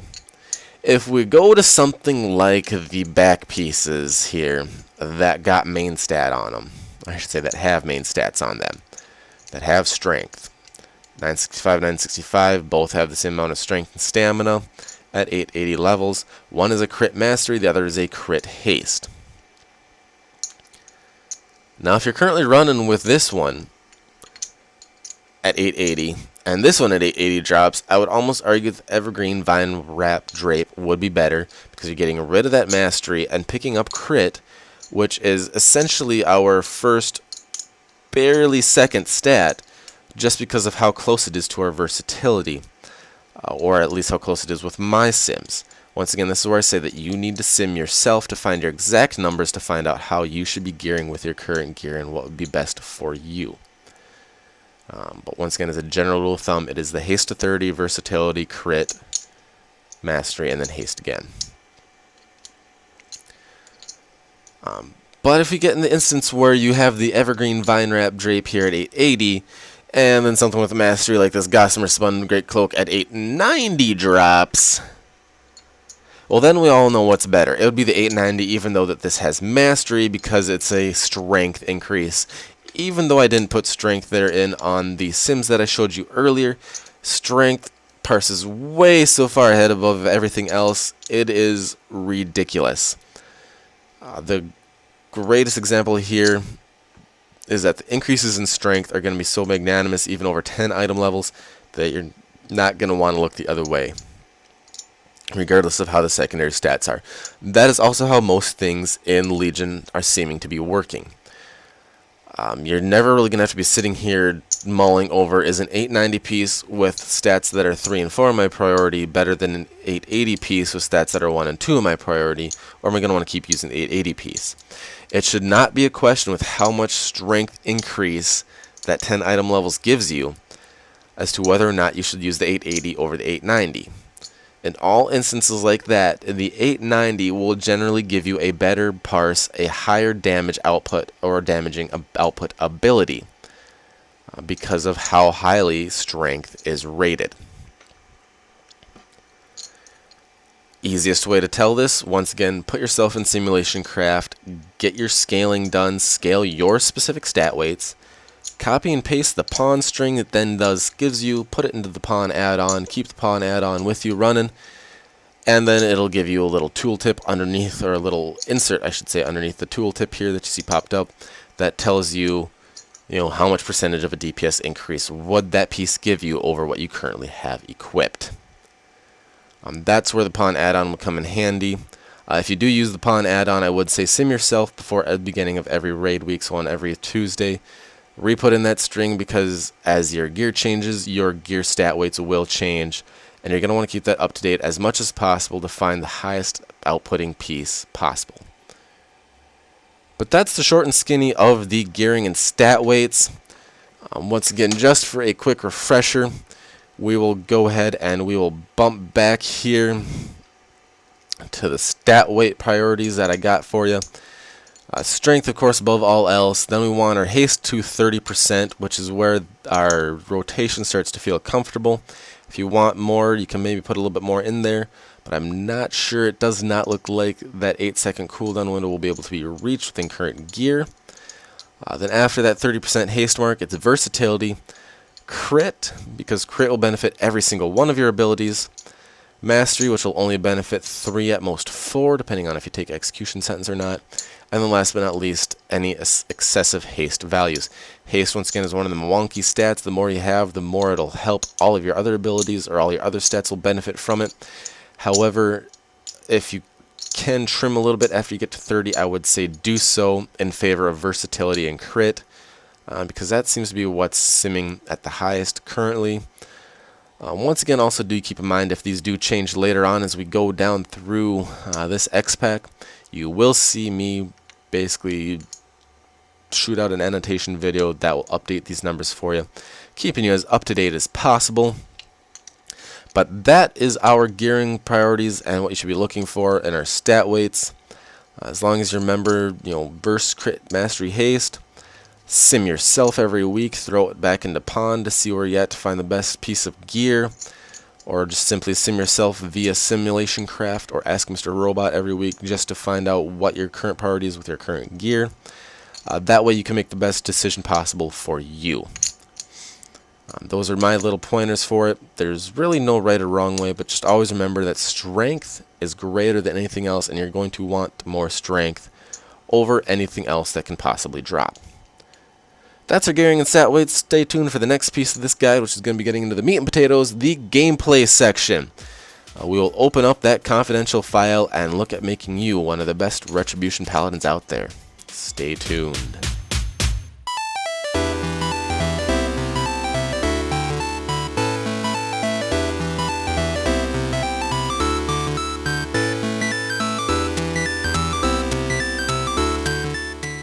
Alright folks, now it is time for us to open up that confidential Retribution Paladin file on what will make you one of the better Ret Pallies out there.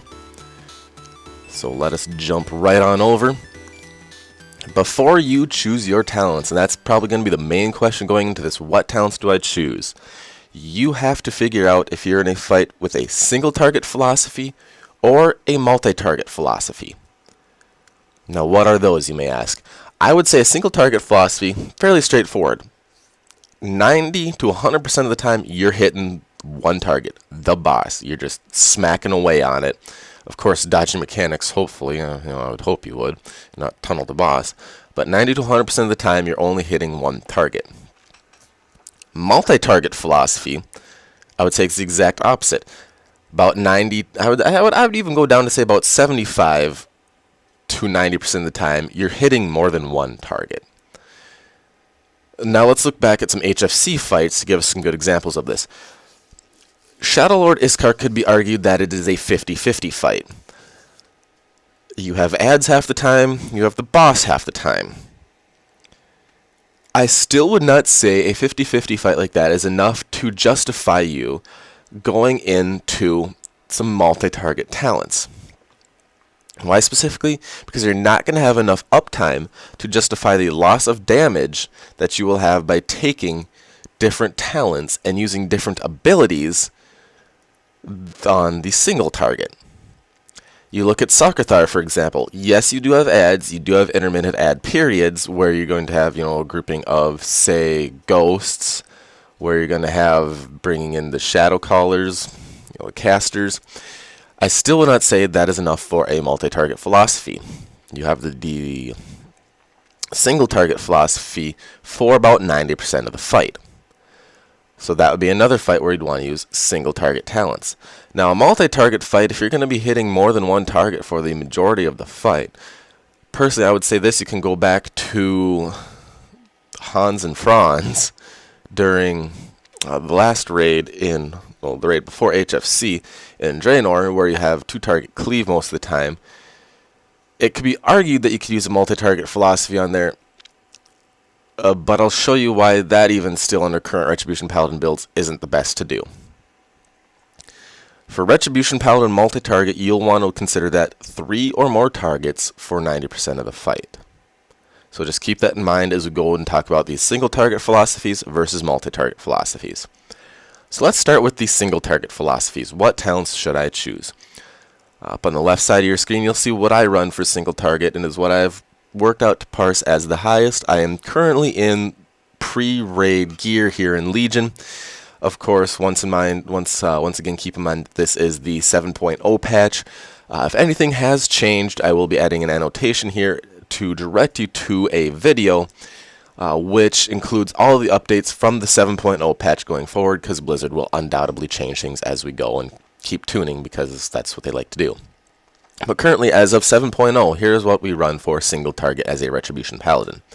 You run Final Verdict, which buffs your Templar's Verdict. You run Fires of Justice over Zeal. Why? Because it gives your Crusader Strike a faster cooldown, thus more uptime.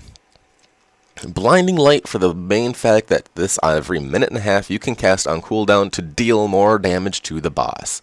Whether or not it disorients the boss or the enemies that you are attacking, it'll still do its damage, and that damage can crit. Repentance basically does damage while the enemy is CC'd. You're never going to really be using that during a boss fight. There might be a few where you need to repent and add, but it's always easier for a mage to tab over sheep or a shaman to tab over and hex versus you repent anyways. And besides, it does, repentance does damage, so as soon as that breaks, it's going to whack you in the face. Fist of Justice, I would argue this is mainly just PvP. Your damage dealing abilities that spend holy power reduce the remaining cooldown on Hammer of Justice.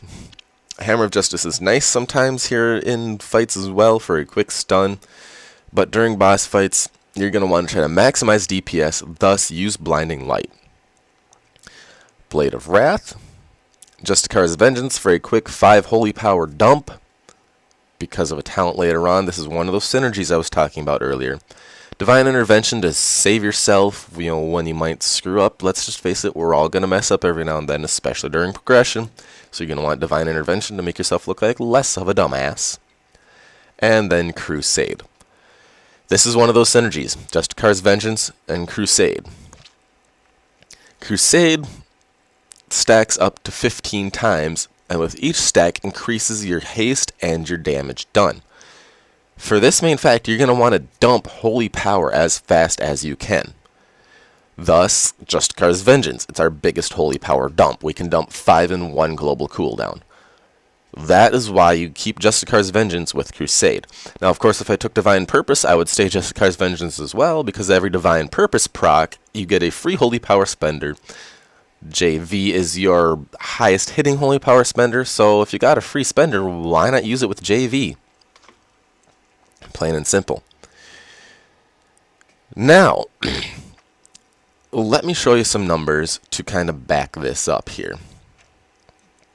The first one we got up for you here is our Fires of Justice, Final Verdict, Blade of Wrath, and Crusade numbers.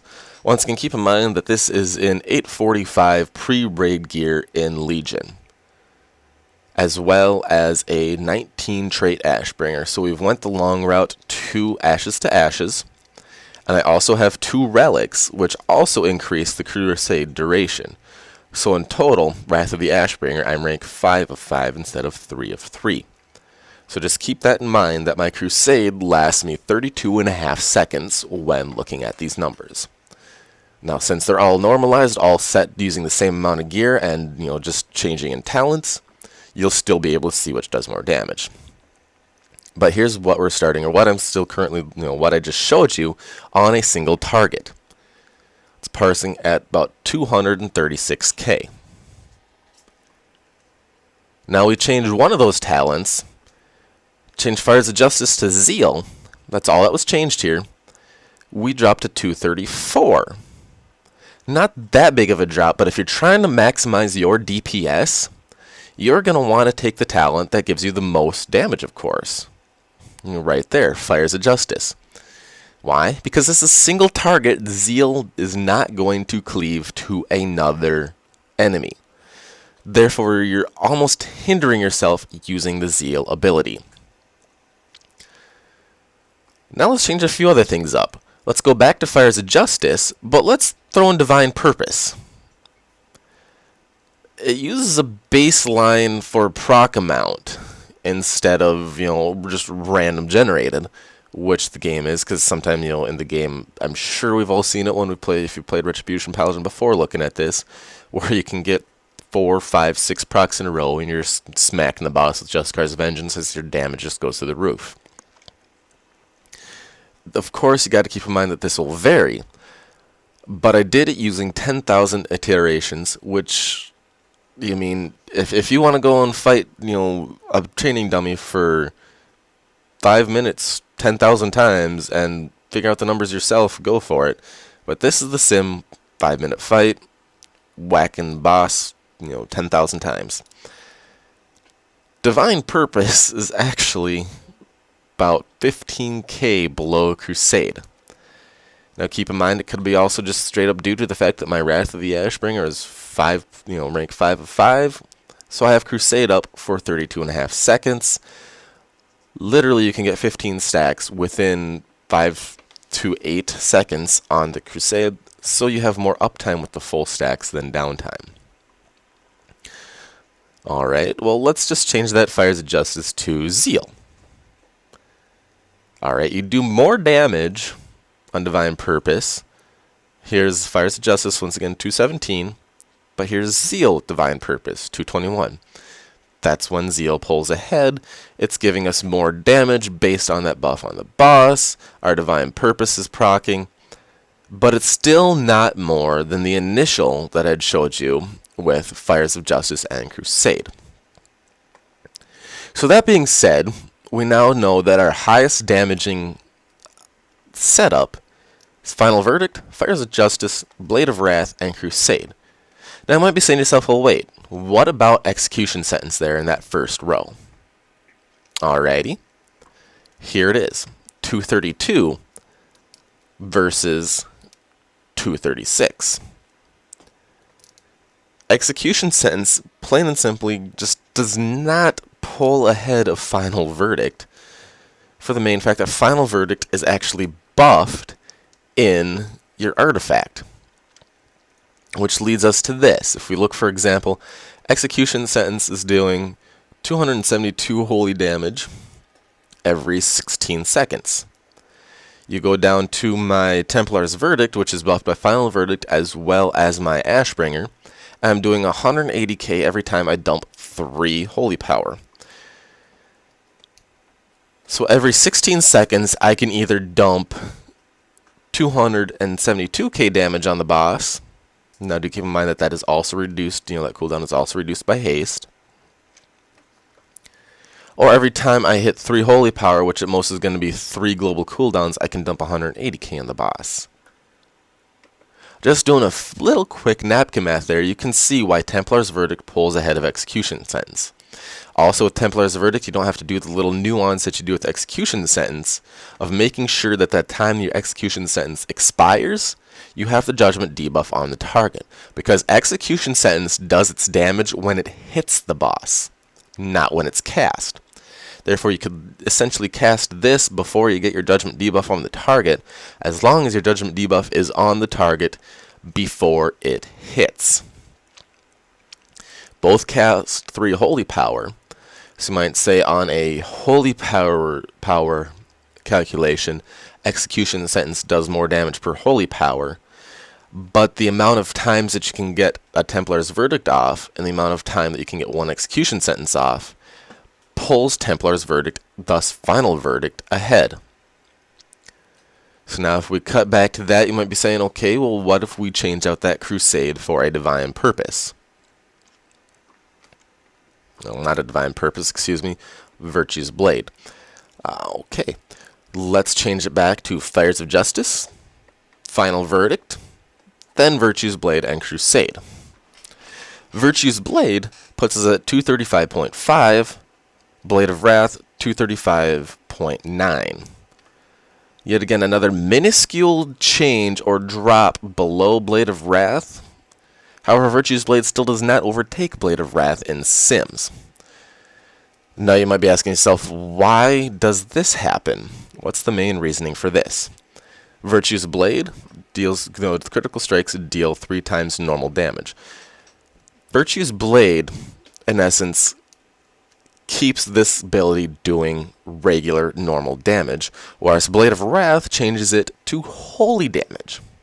Holy damage bypasses any armor numbers that the boss might have. As such, Blade of Wrath will be hitting harder. Its raw DPS will be higher than Virtue's Blade because Blade of Wrath ignores the armor value on the boss.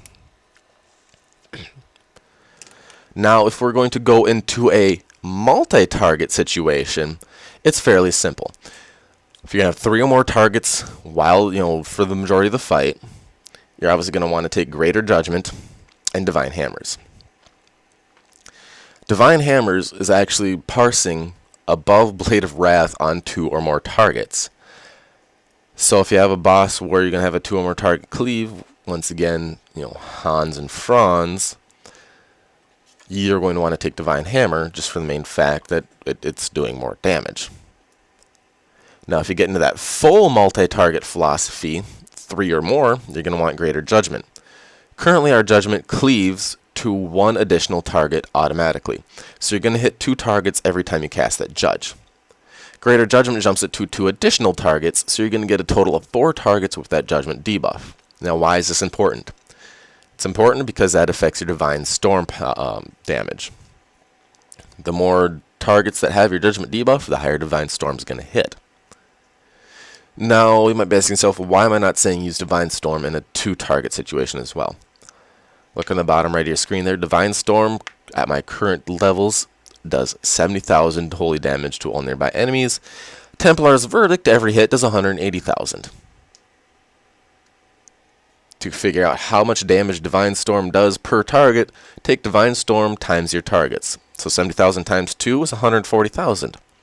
140,000 is still less than the 180,000 that Templar's Verdict gives me with the Final Verdict talent, as well as the increase in damage brought to us by the Ashbringer.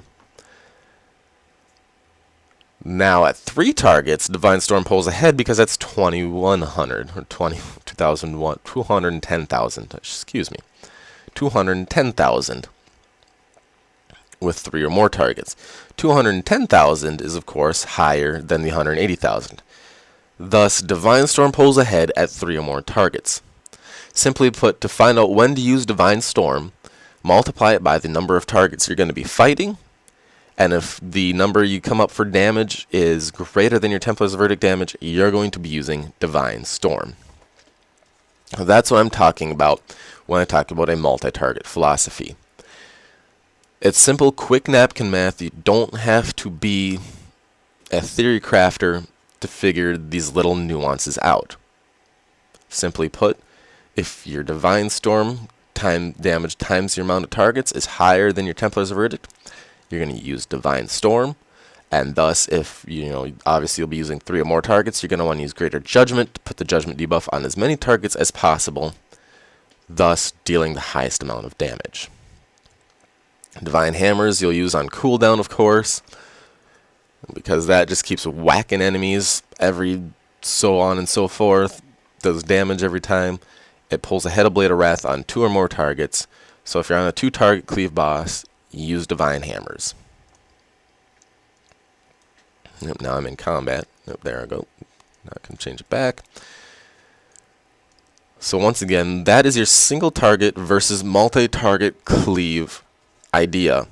Your philosophies there. Now let's go down and explain explicitly why the talents you choose are the talents you will be choosing.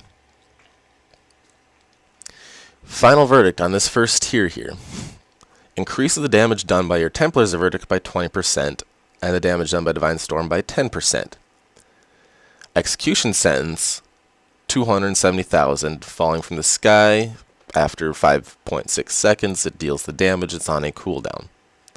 Not even going to talk about Consecration because this is just terrible. It causes 70,000 holy damage over 9.6 seconds to enemies who enter the area. Don't even bother yourself with the Consecration. I'm not even going to say any more about it. It's terrible. Don't use it. So our main decision is between the Final Verdict and Execution Sentence here.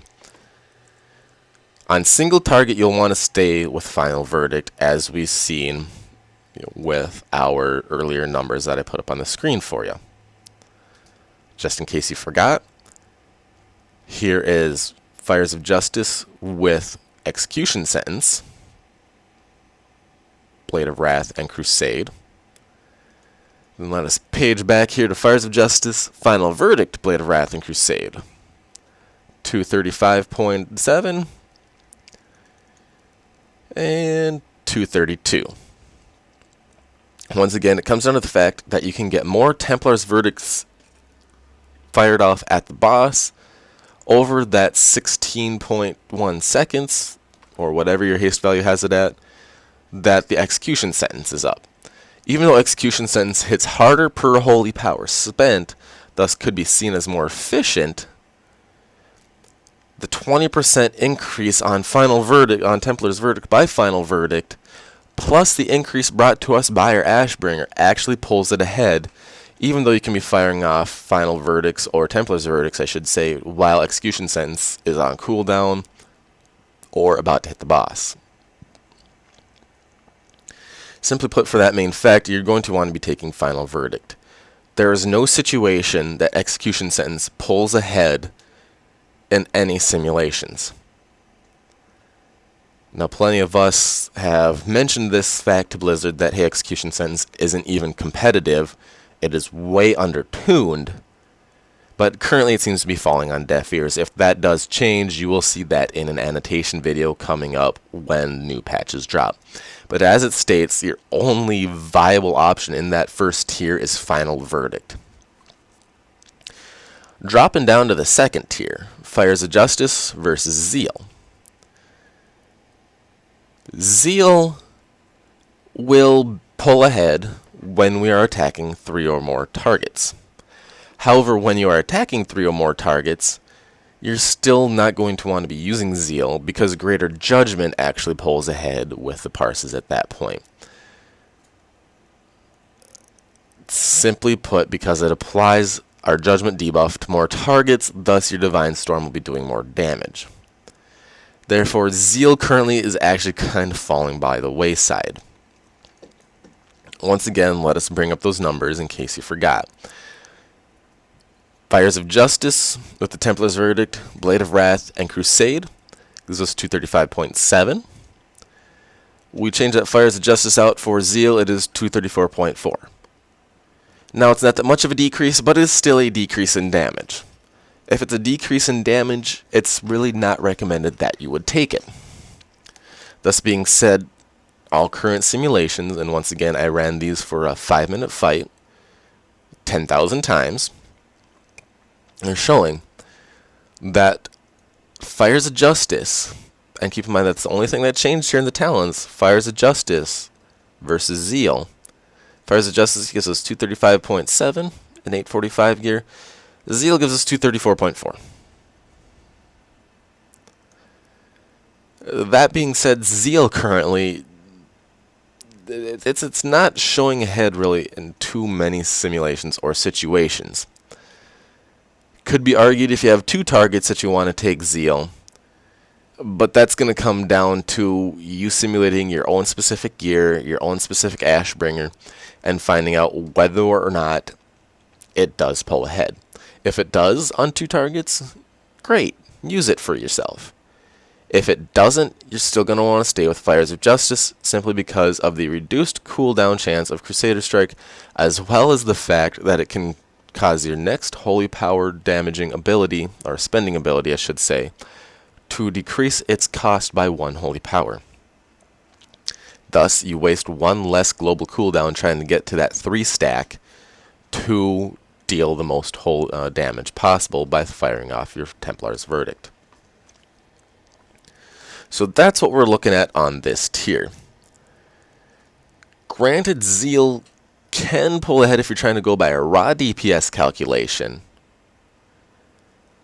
but if you go by different iterations, if you go by current gear levels pre-raid, Fires of Justice gives us the best opportunity to do the most damage. Now our next tier, the CC tier. Kind of explained it a little bit when I was going over the single target versus multi-target philosophy part of the guide. There's really no other choice here but Blinding Light, for the main fact that Blinding Light deals damage whether or not it disorients the enemies. Bam, deals damage on both of them, 2 hits there. It's only disorienting 1, so that right there should be enough proof for you that whether or not it disorients the target, it'll still deal the damage. That being said, it's another damaging ability. Essentially, to give yourself the edge over other Retribution Paladins, you're going to want to be using Blinding Light as a DPS cooldown. It sounds weird to be saying use your CC or your Disorient ability as a damage cooldown, but plain and simply, it's what you should be doing. None of the other talents in this tier do damage on a cooldown like that. Repentance does damage, but it requires the target to be CC'd the whole time because it does the damage over the duration that the enemy is CC'd.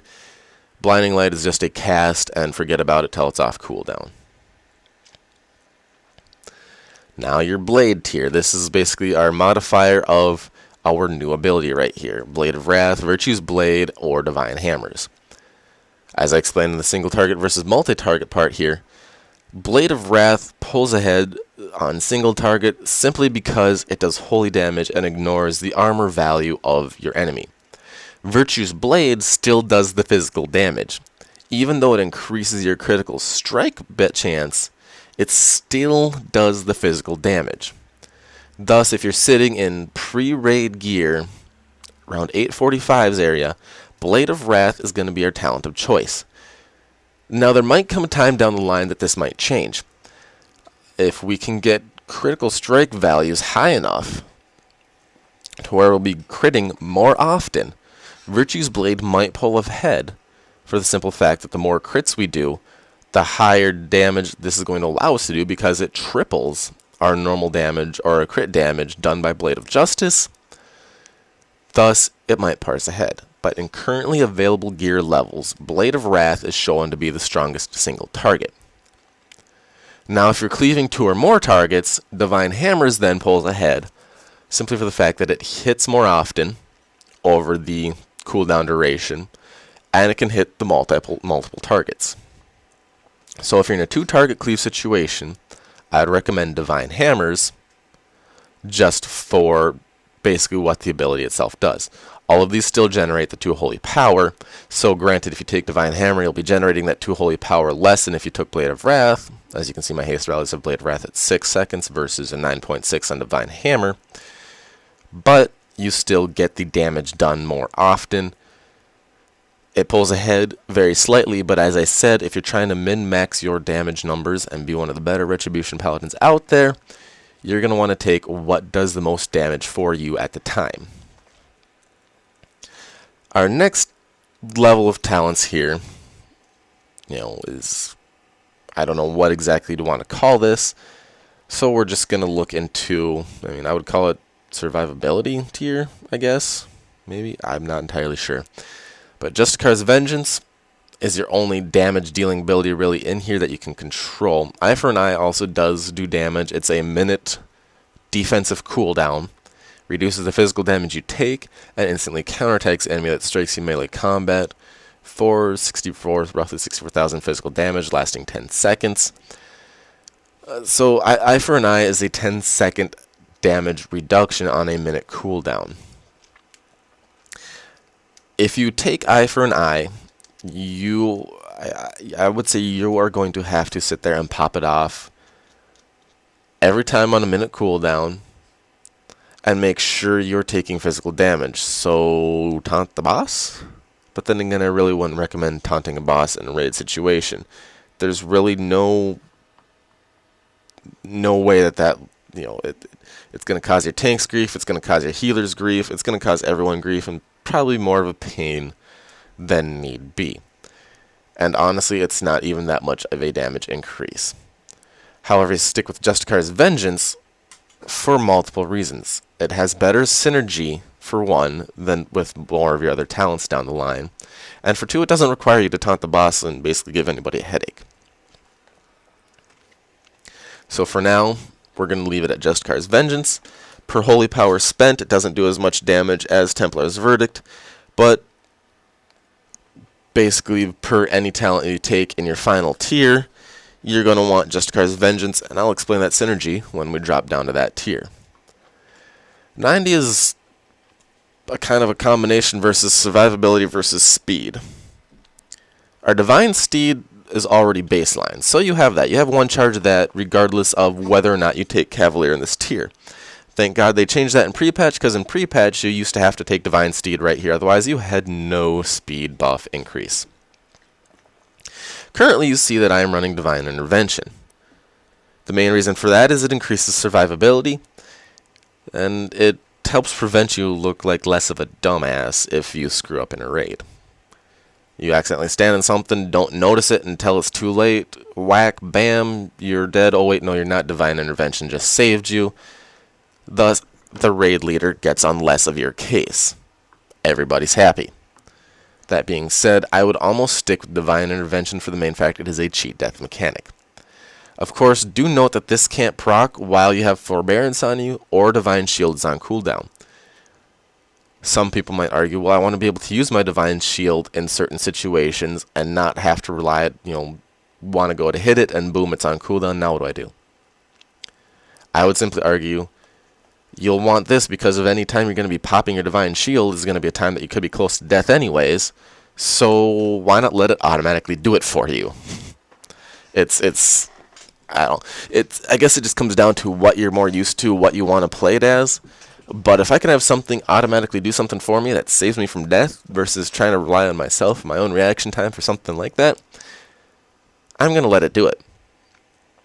Also note that this puts you at 20% of your maximum health instead of, you could be at, say, 5% when you pop your own bubble on yourself. So it doesn't look as bad.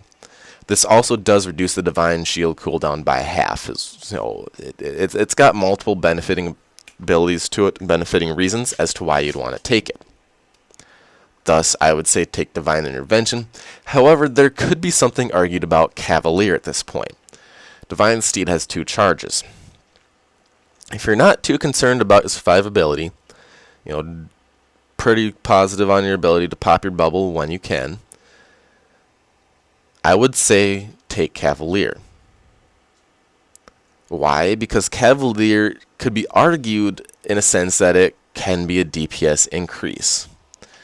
It is increasing your uptime on the boss. It gives our Divine Steed 2 charges. Alright, let's think back to Zul'Harak in HFC. First charge of Divine Steed, you're running away from the boss to drop off your fires. Second charge of Divine Steed, you're coming back to the boss to hit it sooner than you would have been able to if you didn't have that second charge. Thus, you're going to have more uptime on the boss, and thus it is argued you will be be able to do more damage. So there is an argument to be made there for Cavalier being able to do more damage for you. Personally, I would say at this point, it comes down to personal preference. Do you want those 2 charges, which could be recommended in farm situations on bosses or bosses that require you to do a lot of movement? Or do you want that cheat death mechanic, which I would recommend for progression fights while everybody's still learning it, before it comes to the point where DPS matters. If DPS matters and you're required to move a lot, I would stick with Cavalier. But like I said, if you're in that in-between stage and still progressing, Divine Intervention is still a perfectly fine talent. By their makes, none of these flat outright cause any damage, thus none of them flat outright increase your damage. But like I said, an argument can be made for Cavalier. Now, Seal of Light costs you 1 to 5 holy power, basically whatever amount of holy power you currently have when you cast it, and it draws upon your holy energy to increase your movement speed by 20% for 20 seconds per holy power spent. So if you have 5 holy power and pop this off, it increases movement speed by 100% for a minute. For 100 seconds, I should say. Quick math just kind of failed me there. So about a minute and a half. It's on instant. So literally the whole boss fight, if you use Seal of Light, you could have 100% increased movement speed. Now, I haven't really found any fight that really requires that much movement speed increase that often. That being said, you can also look at the fact that this consumes however much holy power you have at the time of casting it. Thus, regardless, it's a damage decrease because you're spending that 3, 4, 5 holy power on movement speed instead of damage. Now, I mean, if you like being able to zip around at about 100% speed for the whole fight, by all means I would say take it. But just keep in mind the fact that you can't control how much holy power it consumes. It consumes whatever you have at the time of casting. That's the reason why I'd argue that Cavalier is actually a better choice than Seal of Light. Because you can get the 2 charges, you can get the dash out, and then the closing, the dash back abilities, or the charges, and it's not going to kill your holy power. And now moving down to our final tier here, to give you a little bit more insight or theory crafting on them. Regardless of what you take, I would say in this tier is why you're going to want to keep Justicar's Vengeance, because both Divine Purpose and Crusade require holy power dumps, per se. Divine Purpose causes your next holy power spending ability to have a 20% chance to not cost anything.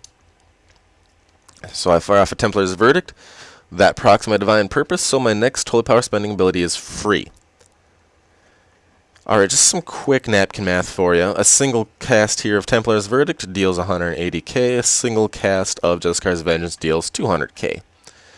Alright, regardless of Justicar's Vengeance being 5 holy power versus Templar's Verdict being 3, it just says your next holy power spending ability.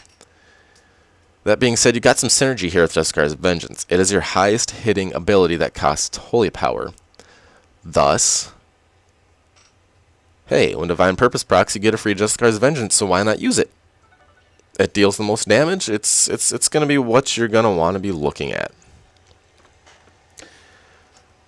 Now, as you saw earlier as well, Divine Purpose still, though, was not, at my current levels, showing ahead of Crusade.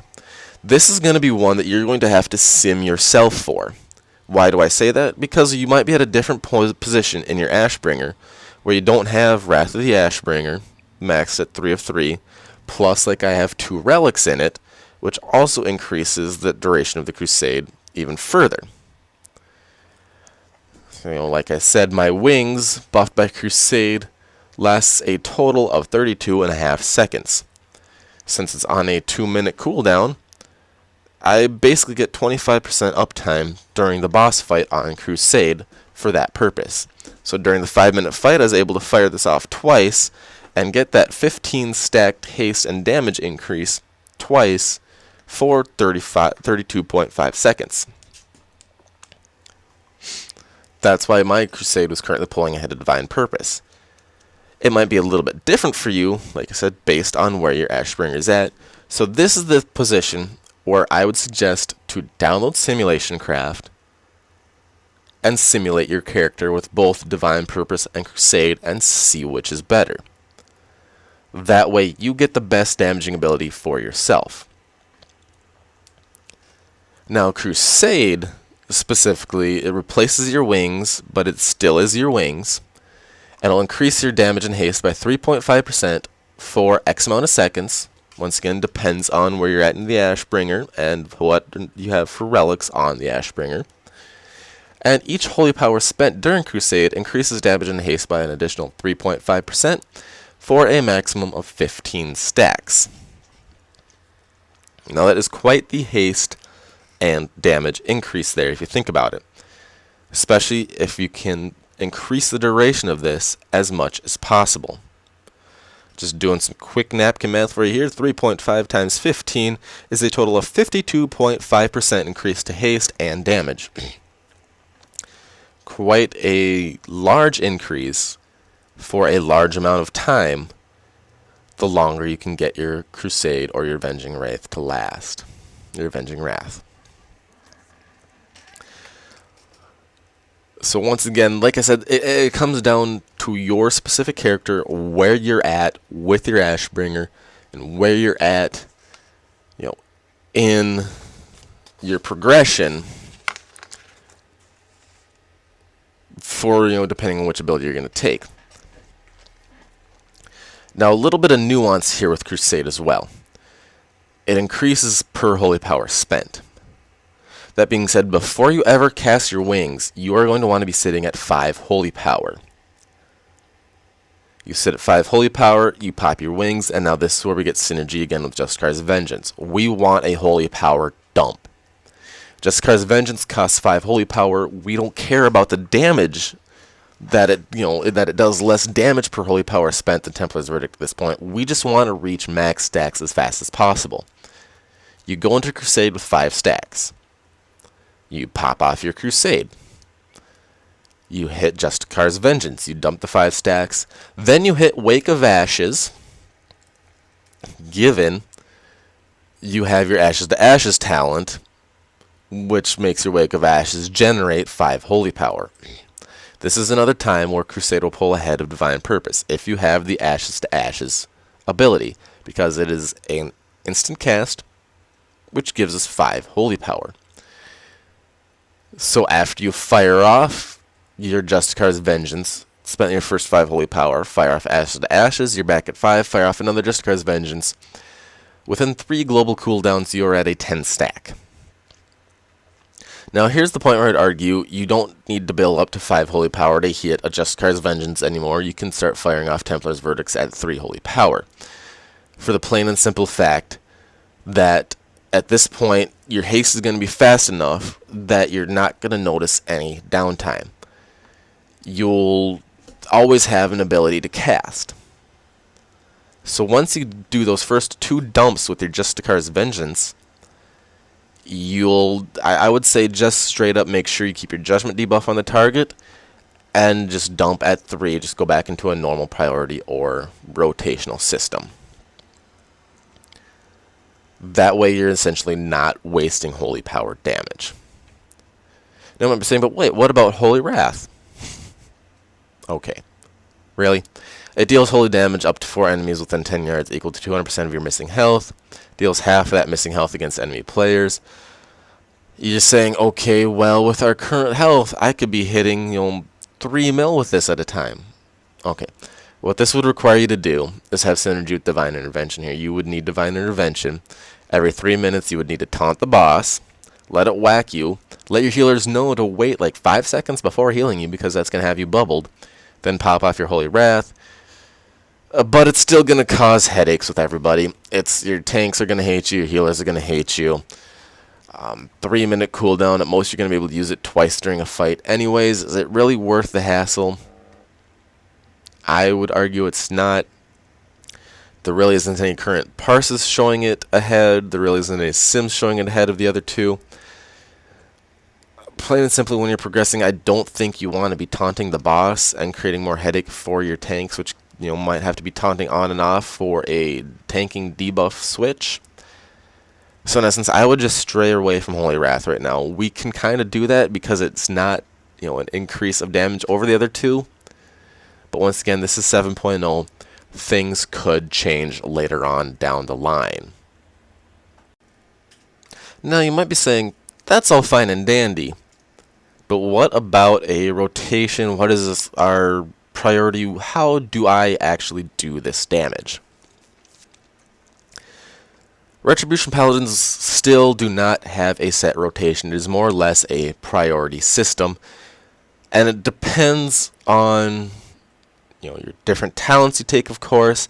It also depends on your holy power. There's a lot of different variables that go into it. That being said, I would kind of recommend the following. Start with your Crusader Strike. When you're running in on the boss, if you're running in on a raid boss, you might actually want to start with Blade of Wrath. Either or, you're going to want to start with one of these 2 to open the fight, depending on where you are. I mean, if you're right next to the boss, like I'm right next to the training dummy right now, because it's one of those that don't activate until you either talk to him or whack him. Okay, do a Crusader Strike to start with, but if it's one of those that you gotta run into, do a Blade of Wrath. Now, why do I say it makes a little bit of a difference there? Why would I want to start with Crusader Strike if I'm right next to the boss? For the plain fact that you can hit Crusader Strike, then do your Blade of Wrath, throw off a Judgment, and by then you'll have 2 more Crusader Strikes. It gives you the least amount of downtime in your rotation. Once again, this all too depends on your haste values. Your haste values, you do want to get to a point where everything feels fluid and smooth for you specifically, which is why 30% is generally recommended. I am currently sitting roughly 25%. There we go. Thus, this is kind of what works best for me. But in essence, your priority is going to be building to that 3 to 4 holy power area, getting the judgment debuff on the target, and then spending that holy power. That is simply what it is. How you go about it, just kind of would differ from person to person or haste value to haste value, but it's essentially all the same. Your Crusader Strike does have 2 charges. You're going to want to keep that in mind. With Fires of Justice, it decreases that recharge time. So you're going to want to be hitting your Crusader Strike as many times as humanly possible. There's really no other way to say it. So what I'd do is, if you're running into the boss, let's use this Dungeoneers one. You're running in the boss. As you can see, Crusader Strike, I can of course use it. As we're running in Blade of Wrath, then I'm here, Crusader Strike, then we're going to go with my Judgment, then we're going to dump the Holy Power, and keep going. That's off cooldown. I mean, it's simply firing Blade of Wrath when it's off cooldown, keeping your Judgment debuff on the target. When you hit 3 Holy Power, you can dump it. As there you see, I had a proc from Fires of Justice, so I was able to hit that right after I cast my Blade of Wrath. Judgment debuff on the target again, hit that, and there you go. Now you might be saying, what about your Wake of Ashes? You kind of forgot Wake of Ashes in there, Spy. That's because it depends on specifically where you're at in your Ashbringer. If you have Ashes to Ashes and Wake of Ashes does 5 holy power for you, does give you that 5 holy power, you're going to want to insert it after your first Templar's Verdict. Why? Because as you're running onto the boss, of course, you're doing damage from way out here. Your Wake of Ashes, even though you can cast it, is not going to hit the boss. It's not going to give you any holy power. Thus, it's not worth using. So you're going to want to hit your Wake of Ashes after your first Templar's Verdict. What does that kind of look like? Alright, we're running into the boss. Blade of Wrath, Crusader Strike, cast that, Templar's Verdict, Wake of Ashes, Templar's Verdict, Blade of Wrath back off cooldown, and then now we're back to fighting Crusader Strikes, off just basically on cooldown. At that point, after you basically went through that little priority once, that's when it just basically becomes fire everything off on cooldown. I would argue you don't really have to sit here and stack up to 5 holy power, because there's really no time that you're going to want to be sitting at 5 holy power, nothing you're going to be wanting to cast with 5 holy power. So really, just keep whacking away whenever you can hit a Crusader Strike. Make sure your Judgment debuff is on the target, and just whack away at that. My Wake of Ashes is back up, smack, smack, hit that. My Judgment debuff is off, so I hit Fires of Justice again, then we apply the Judgment debuff, we hit that, then we go back to Blade of Wrath. See how I say there's really no rotation? You can just see just within this 20 seconds that I've been kind of smacking the boss there, and there I went up to 5 holy power because my Judgment was on cooldown. There's really no rotation because it just depends on what is on or off cooldown. Cast Judgment before I hit my Templar's Verdict. Wake of Ashes is now off cooldown, so even though I got 1 holy power, I'm going to cast it because that was from a proc. 3, we're going to cast that. We're going to cast Blade again. Templar's Verdict, it's fluid. It's ever changing. It's not static. It's not you cast this, this, and then this, and repeat for the whole boss fight. It's here's your priority list, here's what you want to fire off, and here's what you want to do during the different little nuances. That being said, I'd kind of prioritize it like this once you're going through the middles of the middle of the fight.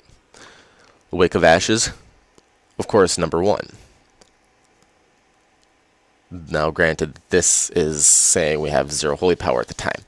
0 holy power, Wake of Ashes takes number 1.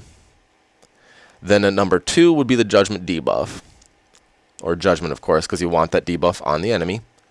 Number 3 then is Templar's Verdict with 3 plus holy power, 3 to 5. It doesn't really matter. You're not going to want to be sitting on 5 holy power or going up to 5 holy power like we did during Warlords of Draenor. As soon as you hit 3, fire off your Templar's Verdict. And then we want to start building holy power. That's where I'd put Blade of Wrath,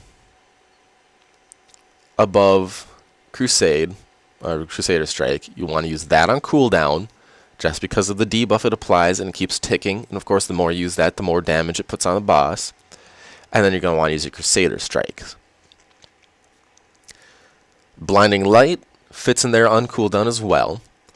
So you can argue, if you wanted to maximize the uptime on it, you're running in, hit your Blade of Wrath, your Crusader Strike, your Judgment, hit that, and then you can hit your Blinding Light, and then you go into the rest of the rotation. Now every time your Blinding Light is off cooldown, you're going to want to be casting it. So Blinding Light is another one of those cast on cooldown abilities for your priority. Just like Wake of Ashes. That's why I would kind of put it right up there near the top with Wake of Ashes as well. So in essence, once again, the quick rundown here would be something as follows. Taking a quick look at this, you have a Wake of Ashes. If you have 0 holy power, you'll want to cast that on cooldown. It's a big damaging ability, and it gives us 5 holy power. From there, you're going to want to make sure your Judgment debuff is on the target, and then you can jump down to a Templar's Verdict. Now you'll notice I have 3A in there with a Justicar's Vengeance. This is if you're using a Divine Purpose talent. The Divine Purpose talent is procced, and the Judgment debuff is on the target. That's going to be the only time you put Justicar's Vengeance here in at this spot. Number 2, I have Blinding Light. You'll want to use that on cooldown. It does damage. It doesn't generate holy power, which means if you're in the middle of currently generating holy power, don't put off that process to cast Blinding Light. But if you get to a little hiatus where you're waiting for 0.5 seconds or something else to come off cooldown, this is where you're going to want to put Blinding Light in at this position. It does damage but doesn't generate holy power. Remember that you don't want to stall holy power generation just to cast a Blinding Light, even though it does more damage. You can kind of wait and put this in at the end as well, I'd argue, when everything else is on cooldown. That might almost be the best. 3, you're going to want to cast your Judgment debuff on that target before spending any of your holy power. 4, Templar's Verdict, dump the holy power, regardless if you have 3, 4, or 5. And then, of course, you're building your holy power with Crusader Strike. If it's 2 charges, I'd use that before Blade of Wrath. That way it can continue the recharge and you have less downtime. Blade of Wrath, use it when it's on cooldown, and Crusader Strike has 1 charge. And then, of course, 1 charge Crusader Strike, and go from there. You can even, like I said earlier, add down here Blinding Light with all other HP generators on CD. Right there's basically the short and the simple way to keep this priority in your mind. Generate holy power and deal damage, but don't sacrifice dealing damage for generating holy power. That being said, once again, just going back to the whole Blinding Light idea here, don't cast Blinding Light at a period where you should be generating or could be generating holy power. If something to generate holy power is off cooldown, cast that over Blinding Light. The only reason I have Blinding Light at number 2 is because you're going to want to cast that off the top on the fight just to get it on cooldown so you can maximize its uptime. Can maximize the damage it does. So in essence, that is the quick way of saying here is your damaging priority list. Wake of Ashes, Judgment debuff, spend holy power, build holy power. You can really just narrow it down to those 4. Alright, now what exactly does that look like with Crusade? Kind of an interesting topic because it kind of changes up a little bit. You want to build 5 holy power, fire off your Crusade, dump the 5, build 5, dump 5, and then go back to basically whacking the boss. So here's how kind of it would look. Running in here on the Dungeoneer's training dummy, we hit our Blade of Wrath. Apparently I was out of range. Build, and then right here, since there's a downtime, is the Judgment. Hit the Crusader Strike, pop it off, dump holy power. Wake of Ashes, dump holy power. Crusader Strike, Blade of Wrath, Crusader Strike, Judgment debuff, and here we go. We're just whacking away now, making sure Crusader Strike is always at 1 charge, firing off Blade of Wrath on cooldown while that Crusader Strike is on 1 charge. I hit 3 and I fire off the Templar's Verdict, and now you're just going ham sandwich. Once again, this play just feels awesome. You're just firing off things as fast as possible. Bam, get the last Wake of Ashes out before the wings disappears. Hit the Judgment debuff because you'll get one more there. And as you can see, that ramped my damage up before I started backing up here to roughly 300k. You also want to call me a bad Ret Paladin because I didn't have my Judge Greater Blessing of Might on myself while I was doing it. It really makes no difference at this point, though, because during a raid fight, you're not going to be casting it on yourself anyways. That's kind of how it looks like with Crusade. Your Crusade opener, let's just go back to this and I'll type it for you as we go. Crusade opener, Blade of Wrath, while running in. I'll title this even for you. Blade of Wrath running in. Crusader Strike, 3 Crusader Strike. For Judgment. Why Judgment there? Because your Crusader Strikes are on recharge time. By the time that's done, you got 4, so your 5th will be the next Crusader Strike, because that is now came off recharge time. 6 Crusade / Wings. 7 Juskaar's Vengeance. 8 Wake of Ashes. Build another 5 Holy Power. 9 Juskaar's again, because now you are at 10 stacks. And then 10 begin normal priority. Once again, you'll just get back into your normal priority list at that point once you reach down to number 10, once you get your 10 stacks, because there really is no benefit at this point in building to 5 and then dumping. Your haste is so fast, as you saw me show you there, your haste is so fast at this point that it's easier just to build your 3, hit your Templar's Verdict, build another 3, hit Templar's Verdict, just go into your normal priority. It'll feel a lot smoother, a lot better at this point. But this is what it looks like as your opener with Crusade. So in essence, that is the meat and potatoes of this area. One final pointer for you, and you probably notice how I haven't even really mentioned anything of it to this point, is this little talent that I like to call LOL. Shield of Vengeance. Creates a barrier of holy light that absorbs X amount of damage over 15 seconds, and when that barrier is consumed, all damage absorbed is dealt as holy damage divided across all enemies within 8 yards. Use it as a damage cooldown. That is my big pointer here. Use Shield of Vengeance as a damage cooldown. Back in pre-patch, even before we were at these current levels that we were at, on Mythic Archimond, I was using Shield of Vengeance and standing in fire, taking stuff from the boss, being lulled on, using it when he was doing his pulsing AoE. This thing would crit for roughly 600k. Shield of Vengeance explosions can crit. That being said, you're going to want to use this on cooldown. Yes, it is a defensive cooldown, but yes, it also has offensive priorities to it. If you want to maximize your DPS,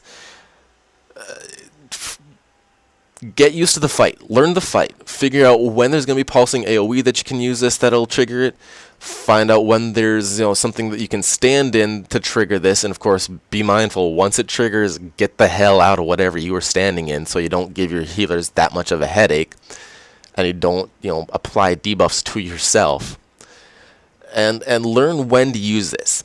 It'll come down to when you're comfortable with it. It'll come down to how you've learned the fight. It'll come down to your playstyle, but you're going to want to try to use Shield of Vengeance on cooldown as a DPS cooldown.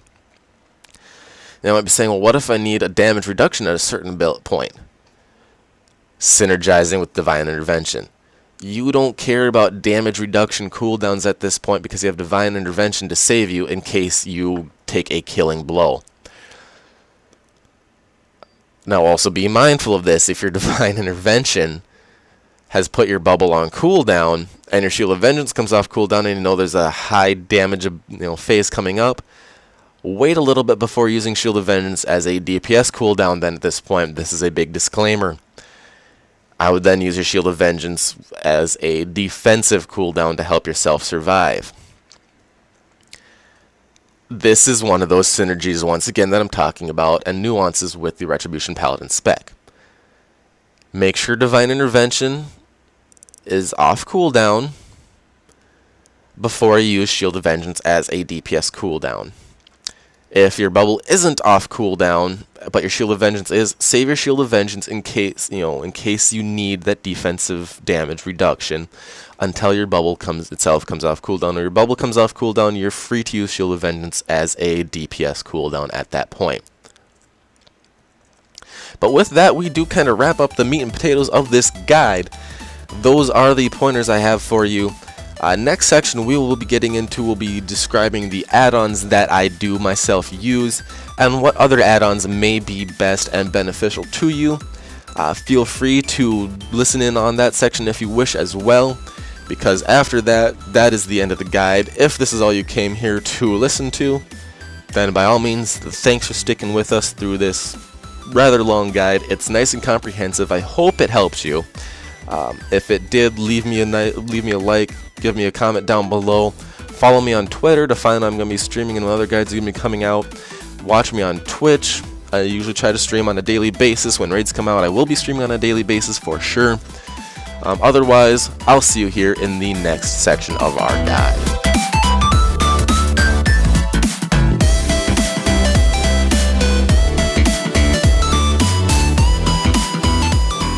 Alright, so you've stuck around for this long. You're no doubt interested in what add-ons I recommend, suggest, and would think about using for the Retribution Paladin. You can kind of see how my setup here is currently. Of course, my OCD wants my screen to kind of be clean, so I'm running an LVUI UI because you can resize, you can move. It's highly customizable. You don't necessarily need to use LVUI or Tuck UI.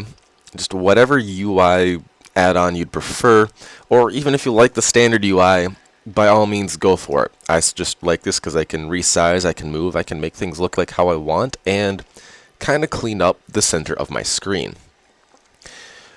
That one just kind of goes without saying. That's a personal preference. Now getting into more specifics.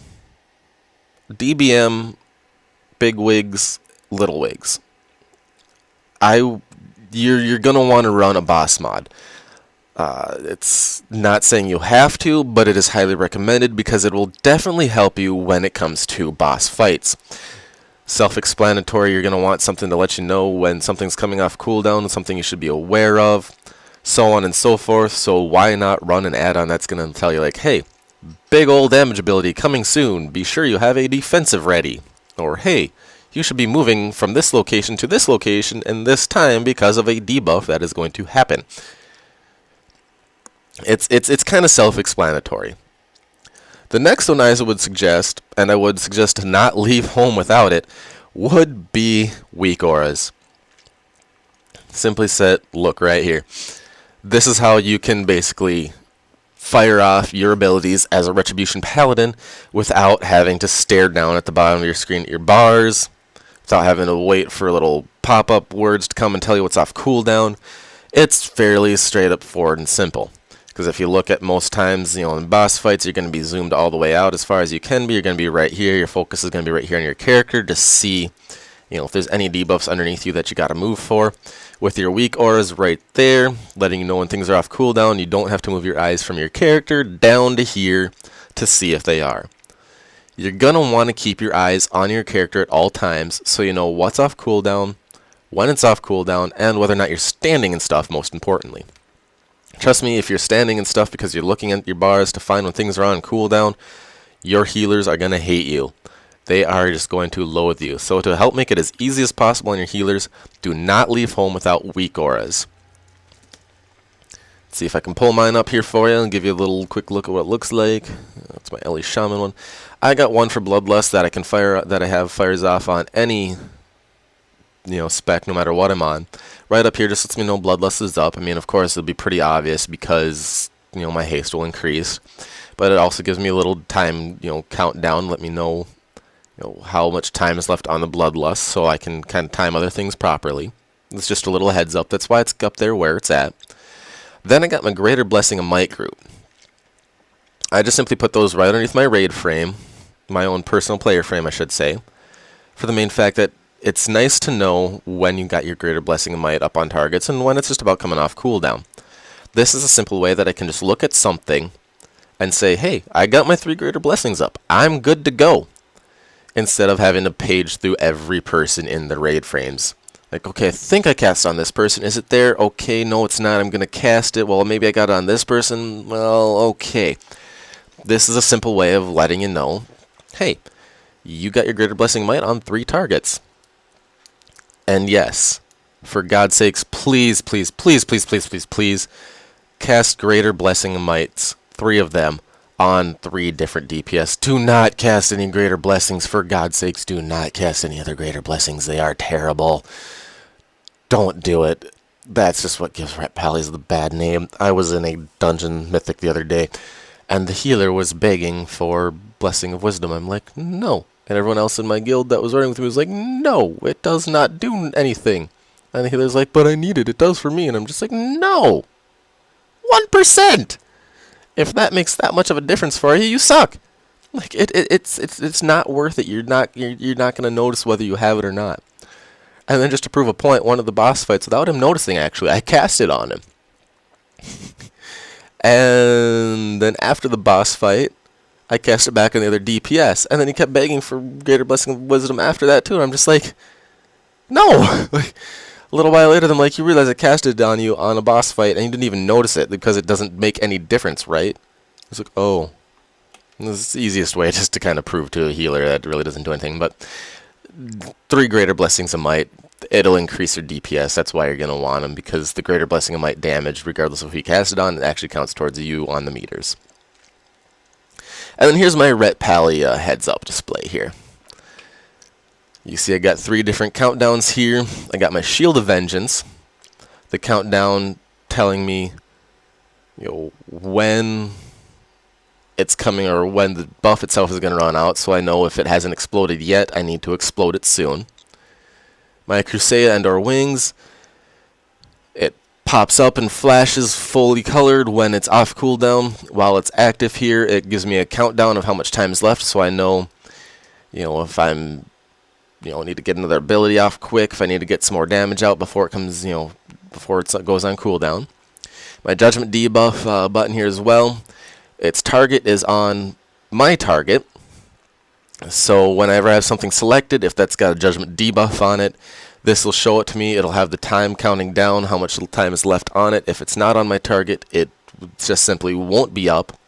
And when Judgment itself is off cooldown, it'll just come up with no time in it.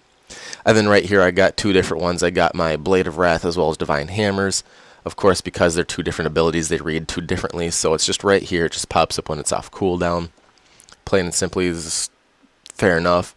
And then, of course, if you want to run Divine Purpose, you're going to want something here that pops up and yells at you when you got the 5 Holy Power. Granted, yes, you do get the little bars around your character. But I found this a lot helpful because I simply put this here to yell at me and give me a audible cue when this itself is off cooldown, or when it procs, or just in general when I have 5 Holy Power. So it'll pop up anytime I have 5 Holy Power from whatever resource. You can also do other little nuances like that of 4 weak auras. Of course, you didn't see I didn't have a Wake of Ashes yet because I haven't built it yet. But when I do, it'll simply just be put right here. But you're going to want to stash your main DPS weak auras around your character. Once again, so you don't have to look to a different part of the screen, change where you're looking all the time, just to simply see if things are on cooldown. The main purpose of weak auras is to do something just like this. So really, you only have to look at one part of the screen at all times to know, basically what's off cooldown and what you should be using. That's why I say do not leave home without weak auras. Weak auras can also double as, a boss mod per se. You can have it fire up if you have a debuff on you. Say if a certain damaging ability is on yourself, or if it's a boss fight that has different kind of debuffs, and depending on those debuffs, you got to run to a different area. Depending on all that, you can have weak auras itself pop something up. I know going forward, I'm going to be making certain debuff weak auras like that for my guild, so we'll be using them during boss fights to help assist us. Even though everyone runs a boss mod such as DBAM or Bigwigs, usually it's always easier if something pops up right in your face, right here in the middle of your screen, on top of your character, but doesn't obstruct the ground view, saying, hey, you got this, move to this area. It's just another, quality of life add-on and ability of the add-on itself. Another add-on I would suggest using as a Retribution Paladin is Click. You might be saying, well, why? I'm not going to be really healing much or anything. What Click itself does here, it's just literally a mouse over macro. As you can see, I have all my holy stuff set out there. But the main part you're going to be using it for as a Retribution Paladin are these bottom three. Lay on Hands, Blessing of Freedom, and Blessing of Protection. What Click does, all you have to do when you got the raid frames up is just mouse over a person and hit your keybind that you have that ability keybound to within Click. Once you hit that keybind, it's going to cast them on them. You've never had to click on them to target them. You never had to do anything other than just mouse over them and hit it. It's essentially a mouse over macro helper. Mouse over, hit your keybind, and then go back to just continually hitting the boss. That way you don't have to click on them in the raid frame, cast it, then click on the boss or tab to the boss. It's once again a quality of life. It's going to make your movements more fluid as a Retribution Paladin. Essentially, you'll be able to cast a Lay on Hands on somebody without ever really, getting off the boss. And as you see right there, Lay on Hands doesn't go on the global cooldown as well. So you can be still hitting the boss when you cast your Lay on Hands, and you both save the tank or another team member while not losing any DPS. Same with Blessing of Freedom. I mean, if there's something that happens where somebody needs to be unrooted, you can easily do it. Now, that does go on the global cooldown, so you'll have to stop DPS for a moment while doing it. But it's always easier when you can just mouse over, hit your macro, and keep going on the boss without having to click on them. Blessing of Protection as well. If you have, your tank has a cancel aura macro and they have a debuff on them, you can cast Blessing of Protection. They cancel aura macro right away. It clears their debuff, and boom, you are good to go. That's another one why I say Click is a quality of life add-on. It makes things easier for you. It'll help you maximize your DPS if you ever need to be utilized for some utility. Next add-on I'd say not to leave home without is Details. Right here in the screen, I like it better than any other ones because any of the other damage meters, for simply the fact it's transparent. It's got a lot of different options, tells you a lot of different things. And honestly, this was the first one that properly reported greater Blessing of Might damage underneath the Paladin that cast it itself versus straight up just reporting under who it was cast upon. That's why I liked it first, so I could see relatively how my damage was comparing and how it would look on logs compared to everyone else.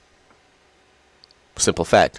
Details has so much in it that there's no reason not to use it. You might be saying, well, it uses a lot of resources. That might be true, but that does not affect your FPS or your latency or your connection at all. Really, it doesn't affect anything. It's not lightweight by any means, but it's not going to cause you to lag. So don't stray away from it because you see it's using a lot of resources by any means. It is an amazing damage ability add-on. It's an amazing calculator. It does a lot for you. Basically, you can add bookmarks to anything in here, damage that you took, what killed you, stuff like that. Basically, this is like having live logs running. Or, during the fight or after every pull, you can see, okay, my damage wasn't as high there, or I died to this, what happened. You can pull this up without having Alt-Tab and go look at some live logs to figure out what you did and help improve yourself. Caveat here. During progression bosses, sometimes I say hide your damage meters. Keep them running, I would say, by all means, especially if using Details, so you can, research little things like that to help, improve yourself. But hide them because you don't want to be sitting there tunneling the boss because you're looking at your damage meter off on your side and you say, okay, I'm not, showing up on my top 8 there, I need to do something to get my damage up. So you start telling the boss and you start ignoring mechanics. Don't have your damage meter showing during progression bosses. After the boss, you'll bring it back up or unhide it from where you slid it off the side of your screen, so you can see what happened if you want, to basically research after the fight. But then again, with that too as well, don't spend too much time doing that. That your raid leader gets pissed off that you're always the one slowing him down, causing him to not get as much pulls in. But in essence, details literally is like live logs right at the palm of your hands. There's no reason why I would say to not use it. Just make sure you hide it if you're one of those, that tends to try to stare at it and increase your DPS based on that during fights. Just try to hide it. And even if you're not one of those, hide it for a few progression fights or that, and see how much of a difference it makes is with your awareness. Just a little, hint going forward. Some sort of scrolling battle text add-on as well. I personally use mixed scrolling battle text. For me, it cleans up the screen a lot. If you watch the previous section, you would have seen my damage just kind of scrolling down on the sides here.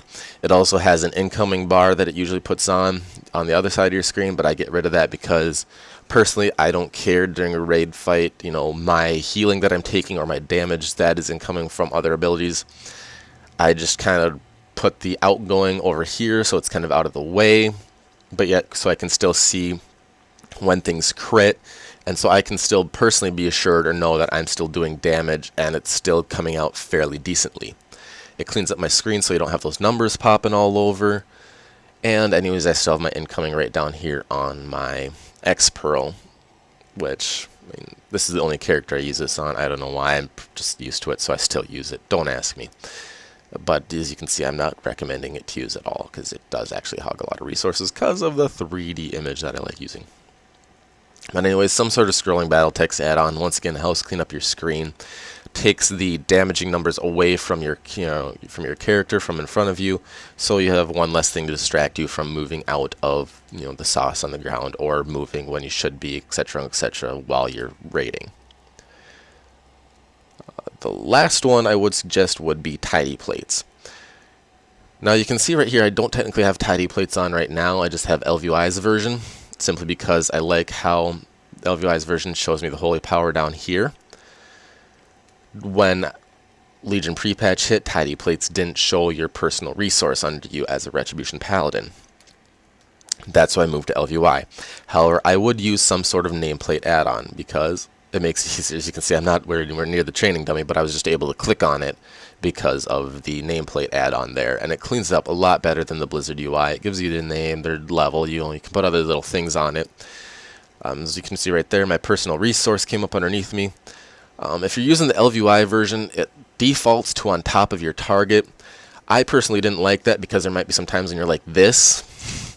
As you can see, while that raid frame may have still been there, yeah, there it is. If your resource is above it, oh, you just lost your resource counters, so now you gotta try to stare at another part of your screen where your personal character frame is. No. You can go in there, you can edit it, and you can put it underneath your personal bar.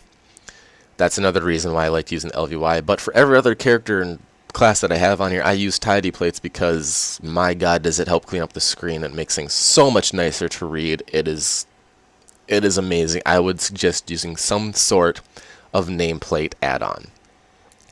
Now, other ones that I don't specifically run but could be potentially useful, the Ask Mr. Robot add-on, easy way to try to sim yourself. Personally, I do run the Simulation Craft add-on, which all you have to do is type in SIMC, enter, and boom, it pops up right there. The different stuff that you can put in to Simulation Craft itself to simulate yourself without having to log out, import, and then log back in. Basically, I can sit here and change talent, type in SIMC again, and it'll keep popping this up just based on what my Ashbringer currently looks like, what my talents currently look like, and what my current gear is. So if you wanted to quick check a different piece of gear, you can do that. If you wanted to quick check, a different talent, you can do that without having to log out. Quality of life add-on.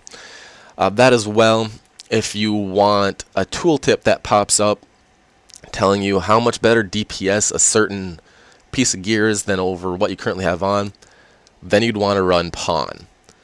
What this add-on does is basically you put in your own data strings for your stat weights, and based on that, when a piece of gear drops, it'll let you know how much better or worse that piece of gear is DPS wise than what you currently have on. 1% DPS increase, 5%, 10, 15, who knows. But keep in mind, if you're going to use the pawn add-on, I would recommend using the Simulation Craft add-on as well. That way you can simulate yourself at the beginning of every raid week, and then take and then do your stat scaling, and then take that string, because it straight up gives you a pawn string to put into the add-on from Simulation Craft. Copy that pawn string from Simulation Craft, put it into pawn at the beginning of every raid week on Tuesday. That way your stat weights are updated and your gear is updated, so you can be sure going forward every week you get the best possible gear. Specifically, why update it every Tuesday? Because you're going to be getting gear more than likely throughout the week. As you get more gear, your stat weights are going to change. Might not be that great, but they will change. And you're going to want to make sure you have the most up-to-date numbers in pawn itself. So if you're going to do that, please use the Simulation Craft add-on to give yourself that pawn string to ensure that you have the most up-to-date stat weights in your pawn every single week. Another little side note on that as well, most sims are going to put haste near the bottom. That doesn't mean you don't want haste. You still want to be roughly around that 30% haste mark. Once you hit 30% haste, then start following the other stat weights. Yes, by all means. But until you hit that 30% haste, please keep your haste up, near the top levels. I'm only at 25. I need a lot more haste personally. Personally, I think I need to be around 30 to get my judgment down to that 9-second cooldown. Regardless of the buff lasting for 8 seconds, that 9th second is the one global cooldown.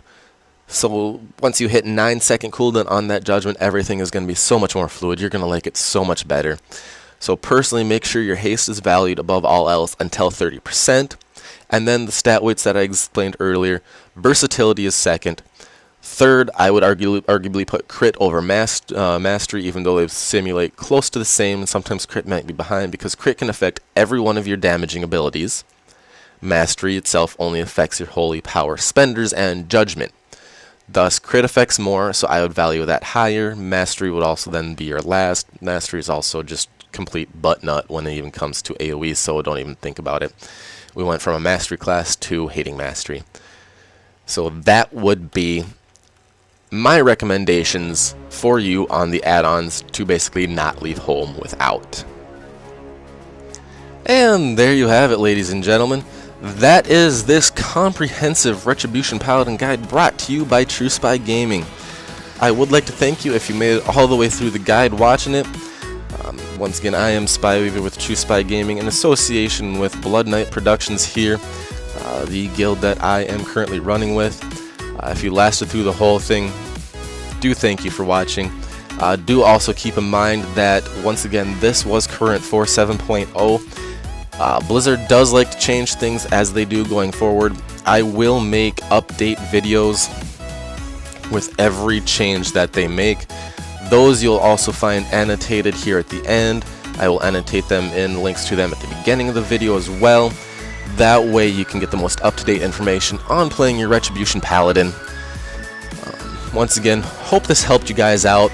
If it did, leave me a like, give me a follow over on Twitter at TruSpy Gaming, just as you see it spelled out in front of you with no spaces. Also, I do stream on Twitch, Twitch TV /Spyweaver. Follow me there as well. Watch me during different mythic raids during the week, just playing tomfoolery, screwing around. Either way you choose to do it, like to see you there. Give me a follow here as well on YouTube. I will be starting to put out more recent videos, more current videos more often. I might put some PvP funness. I might make some funny guides for some of the dungeons, maybe a first look at them or a look into them. Maybe record myself doing some dungeons just as I do them, just because, hey, why not? Videos are fun to watch. But anyways, at TruSpy Gaming on Twitter. Give me a follow as well here on YouTube. Look me up on Twitch TV, Spyweaver. Once again, hope this guide helped you out. questions, comments, concerns, leave them below as well. I'll get back to you as soon as possible. Thanks for sticking with us, and we will see you on the other side. Summer in the hills, those hazy days I do remember.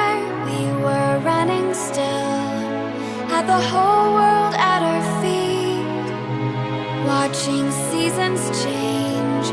Our roads were lined with adventure, mountains in the way couldn't keep us from the sea. Here we stand, open arms. This is home where we are, ever strong in the world that we made. I still hear you in the breeze, see your shadows in the trees, holding on, memories never change.